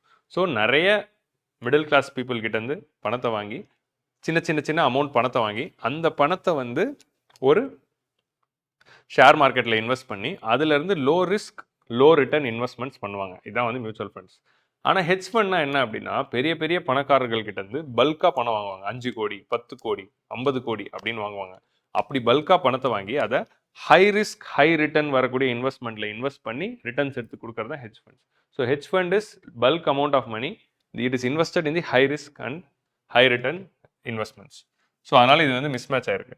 ஸ்டெபிலைசேஷன் ஃபண்டுனா என்ன அப்படின்னா, stabilization fund is a fund which is use to stabilize the market. So மார்க்கெட்டில் பொருட்களுடைய விலைகள் ஏறும்போது இறங்கும்போது அதை ஸ்டெபிலைஸ் பண்ணுறதுக்காக யூஸ் பண்ணுற ஃபண்ட் தான் ஸ்டெபிலைசேஷன் ஃபண்ட். இப்போ வந்து நம்ம அக்ரிகல்ச்சருடைய கொஸ்டின்ஸ் டிஸ்கஸ் பண்ணுறப்போ நம்ம பார்ப்போம் what is a stabilization fund அப்படின்னு. ஸோ மார்க்கெட்டில் பொருளோட ஃப்ளக்சுவேஷன்ஸ் வந்து ஆகாமல் இருக்கிறது. இப்போ தக்காளி விலை வெங்காயம் விலைலாம் ஏறுது இல்லை, அப்போ வெங்காயம் விலையை ரெகுலேட்டாக வச்சுக்கிறதுக்கு ஒரு ஸ்டெபிலைசேஷன் ஃபண்ட் வச்சு அதுலேருந்து டிமாண்ட் அண்ட் சப்ளை மிஸ் மேட்சஸை கரெக்ட் பண்ணுவாங்க. அதை தான் ஸ்டெபிலைசேஷன் ஃபண்ட் அப்படின்னு சொல்கிறோம். ஆப்ரேஷன் கிரீன்ஸ் கீழே நம்ம அதை வச்சுருக்கோம். ஆனால் இங்கே இருக்கிற டெஃபினிஷன் வந்து எதை குறிக்குது அப்படின்னா, சாவரின் வெல்த் ஃபண்டை குறிக்குது. இதுவே வந்து ஃபியூச்சரில் ஒரு கொஸ்டினாக இருக்குது. So what is a sovereign wealth fund அப்படின்னு பார்த்தீங்கன்னா, சாவரின் வெல்த் ஃபண்டுனா என்ன அப்படின்னா, it is a government start பண்ண ஒரு ஃபண்டு. ஸோ இப்போ கவர்மெண்ட் வந்து என்ன பண்ணுறாங்க அப்படின்னா, நீங்கள் வந்து நம்மலாம் பிஎஃப் பணம் போடுறோம் கரெக்டாக, நம்ம எல்லாருக்குடைய சேலரியிலேருந்து கொஞ்சம் கொஞ்சம் பணம் ப்ராவிடென்ட் ஃபண்டாக எடுத்து அது பப்ளிக் அக்கௌண்ட் ஆஃப் இந்தியாவில் போய் விழுது. அந்த பிஎஃப்ல அவங்க எடுக்கிற பணத்துக்கு எல்லாத்துக்குமே 8% ரிட்டர்ன் தராங்க. 7.5 to 8% வரைக்கும் ரிட்டர்ன்ஸ் இருக்குது. ஸோ அது ரிட்டர்ன்ஸ் வந்து எப்போ வரும், ஒரு 20 வருஷம் கழிச்சு நம்ம ரிட்டையர் ஆகிறப்போ நமக்கு வரும் அப்படின்னு வச்சுக்கலாமே. இப்போ அந்த ஃபண்டுக்கு 8% ரிட்டர்ன்ஸ் கொடுக்கணும்னா அது ஜஸ்ட் ஒரு அக்கௌண்ட்டில் போயிட்டு பப்ளிக் அக்கௌண்ட் ஆஃப் இந்தியாவில் ஐடியலாக இருந்துச்சுன்னா வருமா? நம்ம எல்லாம் பணம் அதில் போடுறோம், அது அங்கேயே ஐடியலாக இருந்தால் அதோட வேல்யூ எரோடு தான் ஆகும். ஸோ அப்போ கவர்மெண்ட் என்ன பண்ணுவாங்க, ஒரு சாவரின் வெல்த் ஃபண்டை உருவாக்கி, கவர்மெண்ட் ஆரம்பிக்கிற ஃபண்ட் தான் சாவரின் வெல்த் ஃபண்ட். ஸோ இந்த மாதிரி எக்ஸஸாக வரக்கூடிய இந்த பணத்தை எல்லாத்தையுமே ஒரு ரிசர்வாக வச்சு அந்த பணத்தை எடுத்து ஷேர் மார்க்கெட்டில் இன்வெஸ்ட் பண்ணுவாங்க, ஸ்டாக்ஸில் அசட்ஸில் இந்த மாதிரி வேரியஸ் ஃபினான்ஷியல் இன்ஸ்ட்ருமெண்ட்ஸில் இன்வெஸ்ட் பண்ணி அதுலேருந்து ரிட்டர்ன்ஸ் எடுத்துக்கிட்டே இருப்பாங்க. அப்போ தான் 8% ரிட்டர்ன் கொடுக்க முடியும் மக்களுக்கு. ஸோ அந்த மாதிரி கவர்மெண்ட் வந்து இன்வெஸ்ட் பண்ணுற ஒரு mutual fund kind of an instrument தான் sovereign wealth fund. Okay, so அப்போ தான் வந்து மக்களுக்கு 8% ரிட்டர்ன் கொடுக்க முடியும். ஸோ ஸ்டெபிலைசேஷன் ஃபண்டுனா இது கிடையாது. ஸோ மூணுமே தப்பு. ஸோ மூணுமே தப்பாக இருக்கிறதுனால நன் இஸ் தி ஆன்சர். கிளியரா? சாவரின் வெல்த் ஃபண்ட்னா என்னன்னே ஒரு ஃபியூச்சர் கொஸ்டின் இருக்குது. So state own fund investing surplus reserves for long term objectives. So consider the following statement regarding politically exposed persons. Politically exposed பர்சன்ஸ்னா என்ன? சி இந்த கொஸ்டின்ஸ்லாம் பார்த்தீங்கன்னா நான் மணி மார்க்கெட்லையும் கேபிட்டல் மார்க்கெட்லையும் நாங்கள் எடுத்த கொஸ்டின்ஸ்லாம் எப்படி செட் பண்ணியிருக்கோம் அப்படின்னா, இந்த ஏரியால ஆஸ்பிரன்ஸ்க்கு தெரிஞ்சிருக்கா அப்படின்னு டெஸ்ட் பண்ணுறதுக்காக எடுக்கல. இந்த டிஸ்கஷன் மூலமாகவும் இந்த டெஸ்ட்டில் இந்த கேள்வி கேட்கறது மூலமாகவும் இந்த டாபிக்ஸில் இந்த புது புது விஷயங்கள்லாம் ஆஸ்பிரன்ஸ் கற்றுக்கணும் அப்படின்னு தான் இந்த மாதிரி கொஸ்டின்ஸ் எடுத்திருக்கோம். ஸோ இதை பார்த்துட்டு இது உங்களுக்கு தெரியலன்னு நினச்சி பயப்படாதீங்க. இதெல்லாம் யாருக்குமே தெரியாது. யூபிஎஸ்சி படிக்கிற ஆன் அன் ஆவரேஜில் நிறைய பேருக்கு தெரியாத ஏரியாஸ்லேருந்து தான் நம்ம மணி மார்க்கெட்லேயும் ஃபினான்ஷியல் மார்க்கெட்லேருந்து கொஸ்டின் எடுத்திருக்கோம். ஸோ ஏன் அப்படி எடுத்திருக்கோம் அப்படின்னா, இது மூலமாக அந்த டாப்பிக்கை கற்றுக்கோங்க. What if it comes in the prelims, அந்த டைமென்ஷனில் எஜுகேஷனல் பர்பஸ்க்காக தான் இந்த கொஸ்டின்ஸ் எடுத்திருக்கோம். சரியா? ஸோ அதனால் வந்து don't consider it as a test. So politically exposed பர்சன்னா யார் அப்படின்னா, there are certain individual who are politically influential. Like ஒரு அரசியல்வாதி, ஒரு எம்பி எம்எல்ஏ, ஒரு மினிஸ்டர், இல்லைனா ஒரு பெரிய கம்பெனியோட சிஇஓ. ஸோ இந்த மாதிரியான பர்சன்லாம் இருக்காங்களே, ஒரு ஜட்ஜு, சுப்ரீம் கோர்ட்டோடைய ஜட்ஜு, ஸோ பொலிட்டிக்கல் பார்ட்டியில் முக்கியமான ஃபங்க்ஷனரிஸ், இவங்கெல்லாம் பார்த்தீங்கன்னா அரசியலில் ரொம்ப முக்கியமான ஒரு பர்சனாக இருக்காங்க. இவங்களுக்கும் ஃபர்ம்ஸுக்கும் நிறைய லிங்க்ஸ் இருக்கும். இப்போ இவங்கெல்லாம் வந்து ஸ்டார் மார்க்கெட்டில் வந்து ஒரு ஷேர்ஸ் எல்லாம் வாங்குறாங்க அப்படின்னா, இவங்க வந்து அவங்களுடைய ரிட்டர்ன்ஸ் அதிகப்படுத்துறதுக்காக நிறைய மால் ப்ராக்டிசஸ் பண்ணலாம், கரப்ஷனில் இன்வால்வ் ஆகலாம். ஸோ இவங்க வந்து என்ன பண்ணலாம், கருப்பு பணத்தை இன்வெஸ்ட் பண்ணலாம், or they will have some secret types and they will have some market sensitive information, insider trading பண்ணலாம். ஸோ இந்த மாதிரி persons politically significant and important பர்சன்லாம் ஷேர் மார்க்கெட்டுக்கு வரும்போது அவங்கள பொலிட்டிக்கலி எக்ஸ்போஸ் பர்சன் அப்படின்னு டெசிக்னேட் பண்ணி அவங்க மேலே அடிஷ்னலான ரெகுலேஷன்ஸ் வந்து செபி பண்ணுவாங்க. So SEBI will designate them as politically exposed person and they will bring in additional regulatory and surveillance. So அதை தான் பிஇபின்னு சொல்கிறோம். அண்ட் அது ரிலேட்டடாக தான் இந்த question. So politically exposed person are the individuals who have been entrusted with the prominent public functions such as head of the state, government ministers and senior judicial officials. Financial institutions are required to conduct enhanced due diligence because they are having risk. Only foreign national can be classified. கிடையாது, இந்தியன்ஸையும் வந்து they can classify. So SEBI classifies both foreigners and Indians. So 1 and 2 is the answer. கிளியரா? சும்மா இதெல்லாம் உங்களுக்கு இந்த கான்செப்டை தெரிய வைக்கிறதுக்காக இந்த கொஸ்டின்ஸ் வந்து எடுத்திருக்கோம். So head of the state, senior politician, senior government, so இவங்களெல்லாம் இருந்தால் நம்ம பொலிட்டிக்கலி எக்ஸ்போஸ் பர்சன்ஸ் அப்படின்னு சொல்கிறோம். செபி அவங்கள தனியாக வந்து இன்ஸ்பெக்ட் பண்ணுவாங்க. ஃபினான்ஷியல் இன்டெலிஜென்ஸ் யூனிட் மூலமாக அவங்கள மானிட்டர் பண்ணிகிட்டே இருப்பாங்க. அவங்களோட ஆக்டிவிட்டீஸ் எல்லாம் சர்வேலன்ஸ்லேயே வச்சுருப்பாங்க. Okay, so next question. How many of the above can cause volatility in the Indian share market? இதில் எதெல்லாம் இந்தியன் ஷேர் மார்க்கெட்டில் வாலட்டாலிட்டியை காஸ் பண்ணலாம் அப்படின்னு சொல்கிறாங்க. All the 3 actions can cause volatility. Inflow and outflow of foreign funds நிறைய வரும்போது share மார்க்கெட்டில் volatility வரும். ஸோ அதே மாதிரி வந்து fluctuations in the foreign capital markets, அமெரிக்காவில் இருக்கிற மார்க்கெட்லையும் லண்டன் மார்க்கெட்ஸ்லையும் பிரச்சனை வருது. குளோபலி முக்கியமான கண்ட்ரீஸில் பிரச்சனை வந்துச்சுன்னா இந்தியன் ஷேர் மார்க்கெட்லையும் அது ரிஃப்ளெக்ட் ஆகும். Changes in the monetary policy, yes. So all the above is the answer. So நீ ஒன்லி 2ன்னு காட்டுதா? கிடையாது, only 3. All the above is the answer. So changes in the foreign monetary பாலிசினா என்ன அப்படின்னா, ஆர்பிஐ இப்போது அவங்க வந்து என்ன பண்ணுறாங்க, if the increase the repo rate அப்படின்னு வச்சுக்கலாம். இப்போ ஆர்பிஐ வந்து இந்தியாவில் இன்ட்ரெஸ்ட் ரேட் ஏற்றிட்டாங்க அப்படின்னா ஃபாரின் இன்வெஸ்டர்ஸ் எல்லாருமே இந்தியாவில் இன்வெஸ்ட் பண்ண ஆரம்பிச்சிருவாங்க. அதனால் இந்தியாவில் டாலர் இன்ஃப்ளோ வரும். இப்போ அதே வந்து யூஎஸ் வந்து ஃபெடரல் ரிசர்வ் அவங்க நாட்டில் இருக்க இன்ட்ரெஸ்ட் ரேட் ஏற்றிட்டாங்க அப்படின்னா இந்தியாவில் இருக்க இன்வெஸ்ட்மெண்ட்ஸ் எல்லாம் வித்ரா பண்ணிட்டு போய் அங்கே இன்வெஸ்ட் பண்ணிடுவாங்க. ஸோ அப்படி இருக்கிறப்போ இங்கே கேபிட்டல் அவுட்ஃப்ளோஸ் இருக்கும். ஸோ இந்த மாதிரி ஃப்ளக்சுவேஷன்ஸ் நடக்கும். So all the 3 statements are correct. So இந்த மாதிரி கொஸ்டின்ஸ் வந்து ஜென்ரலி ஆல் தி அபோவாக இருக்க தான் வாய்ப்பு இருக்குது, அது ஞாபகம் வச்சுக்கோங்க. So consider the following statement regarding NAPFID. So NAPFID is a all India financial institution which was started to fund the infrastructure projects. So RBI வந்து இதை ஆல் இண்டியா ஃபினான்ஷியல் இன்ஸ்டிடியூஷன் அப்படின்னு டெசிக்னேட் பண்ணியிருக்காங்க. கவர்மெண்ட் இந்த NAPFID ஆரம்பித்தாங்க அப்படின்னா இது வந்து NAPFID act அப்படிங்கிற ஆக்ட் வந்து 2021 பாஸ் பண்ணியிருக்காங்க. இது என்ன பண்ண போகுது அப்படின்னா, இது வந்து all India financial institution. So all India financial institution AIFI அப்படின்னா என்னன்னா, நபார்டு, சிட்பி, எக்ஸிம் பேங்க் இதெல்லாம் இருக்குல்ல, இந்த மாதிரி ரெகுலேட்டரி கம் ரீஃபினான்சிங் ஏஜென்சி பேங்க்ஸை தான் வந்து நம்ம ஆல் இண்டியா ஃபினான்ஷியல் இன்ஸ்டிடியூஷன் அப்படின்னு சொல்கிறோம். ஸோ இவங்க என்ன பண்ணுவாங்க அப்படின்னா, அந்த பர்டிகுலர் செக்டரில் இருக்கிற ஃபண்டிங் எல்லாத்தையுமே ரெகுலேட் பண்ணுறாங்க. And they are also doing the refinancing. So அப்போது நபார்டுங்கிறது என்ன அப்படின்னா, அக்ரிகல்ச்சர் அண்ட் ரூரல் டெவலப்மெண்ட் ரிலேட்டடாக லோன்ஸ் கொடுக்குற என்டிடிஸ் எல்லாருக்குமே ரெகுலேட் பண்ணுறாங்க அண்ட் லோன்ஸ் கொடுக்குறாங்க. சிட்பி என்ன பண்ணுதுன்னா, எம்எஸ்எம்இ செக்டருக்கு லோன் கொடுக்குறவங்களாம் ரெகுலேட் பண்ணுது, ரீஃபினான்ஸ் பண்ணுது. ஸோ அதே மாதிரி தான் large infrastructure projects like Chennai metro project or bullet train project of Mumbai Ahmedabad. So இந்த மாதிரியான டெடிகேட்டட் ஃப்ரைட் காரிடார் ப்ராஜெக்ட், இந்த மாதிரியான லார்ஜ் இன்ஃப்ராஸ்ட்ரக்சர் ப்ராஜெக்ட்ஸ்க்கு எல்லாத்துக்குமே ஃபண்டிங் மொபிலைஸ் பண்ணுறதுக்காக கொண்டு வரப்பட்ட ஒரு நேஷனல் இன்ஃப்ராஸ்ட்ரக்சர் பைப்லைன் அப்படிங்கிற ஒரு ப்ராஜெக்ட் மூலமாக ஒரு 100 லட்சம் கோடி ஸோ 1 கோடி அப்படின்னு சொல்லலாம். ஸோ 100 லட்சம் கோடி ஒர்த் ஆஃப் கேபிட்டல் இன்வெஸ்ட்மெண்ட்ஸை இந்தியா கொண்டு வரணும் அப்படின்னு கவர்மெண்ட் எய்ம் பண்ணுறாங்க. எல்லாத்தையும் கவர்மெண்ட்டே கொண்டு வர முடியாது வித்தின் நெக்ஸ்ட் 15 இயர்ஸில். ஸோ அதை ப்ரைவேட்லேருந்து மொபிலைஸ் பண்ணுறதுக்காக தான் இந்த NAPFID அப்படிங்கிற ஏஜென்சி ஆரம்பிச்சிருக்காங்க. So it's a statutory body established to address the gaps in the long-term non-recourse financial infrastructure development. It should be regulated and supervised by SEBI as an all-India financial institution. Its objective is to strengthen the bond market. So it should be regulated and supervised by RBI, not SEBI. புரிஞ்சுச்சா? So RBI தான் இவங்களை வந்து AIFI அப்படின்னு சொல்கிறாங்க. So second statement is wrong. So consider the following statement with respect to special drawing rights. So special drawing rights na enna? So special drawing rights na enna appadina, it is a unit of account which is created by IMF. So balance of payment crisis la irukra நாடுகள் எல்லாருக்குமே dollars கொடுத்து உதவணும் அப்படிங்கிற எய்ம்ல தான் IMF ஆரம்பிச்சாங்க. அவங்க உருவாக்குன ஒரு ரிசர்வ் அசெட் தான் வந்து SDR, ஸ்பெஷல் டிராயிங் ரைட்ஸ். இந்த ஸ்பெஷல் டிராயிங் ரைட்ஸ் அப்படிங்கிறது எல்லா கண்ட்ரிக்கும் அசைன் பண்ணிடுவாங்க. ஸோ இது வந்து ஒரு IMF உருவாக்குன ஒரு அசெட், கோல்டு மாதிரி வச்சுக்கோங்களேன்.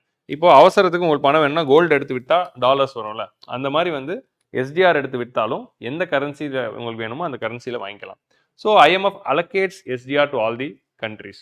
இந்த SDR உடைய வேல்யூ வந்து எதை வச்சு டெசிக்னேட் பண்ணுறாங்கன்னா 5 கரன்சிஸோட வேல்யூஸை வச்சு எடுக்கிறாங்க. Like for example US main அந்த 5 கரன்சிஸ் எதுனா US dollars, euro, Chinese renminbi, அப்புறம் Japanese yen and UK pound. So dollar, euro, Chinese yuan, Japanese yen and UK pound.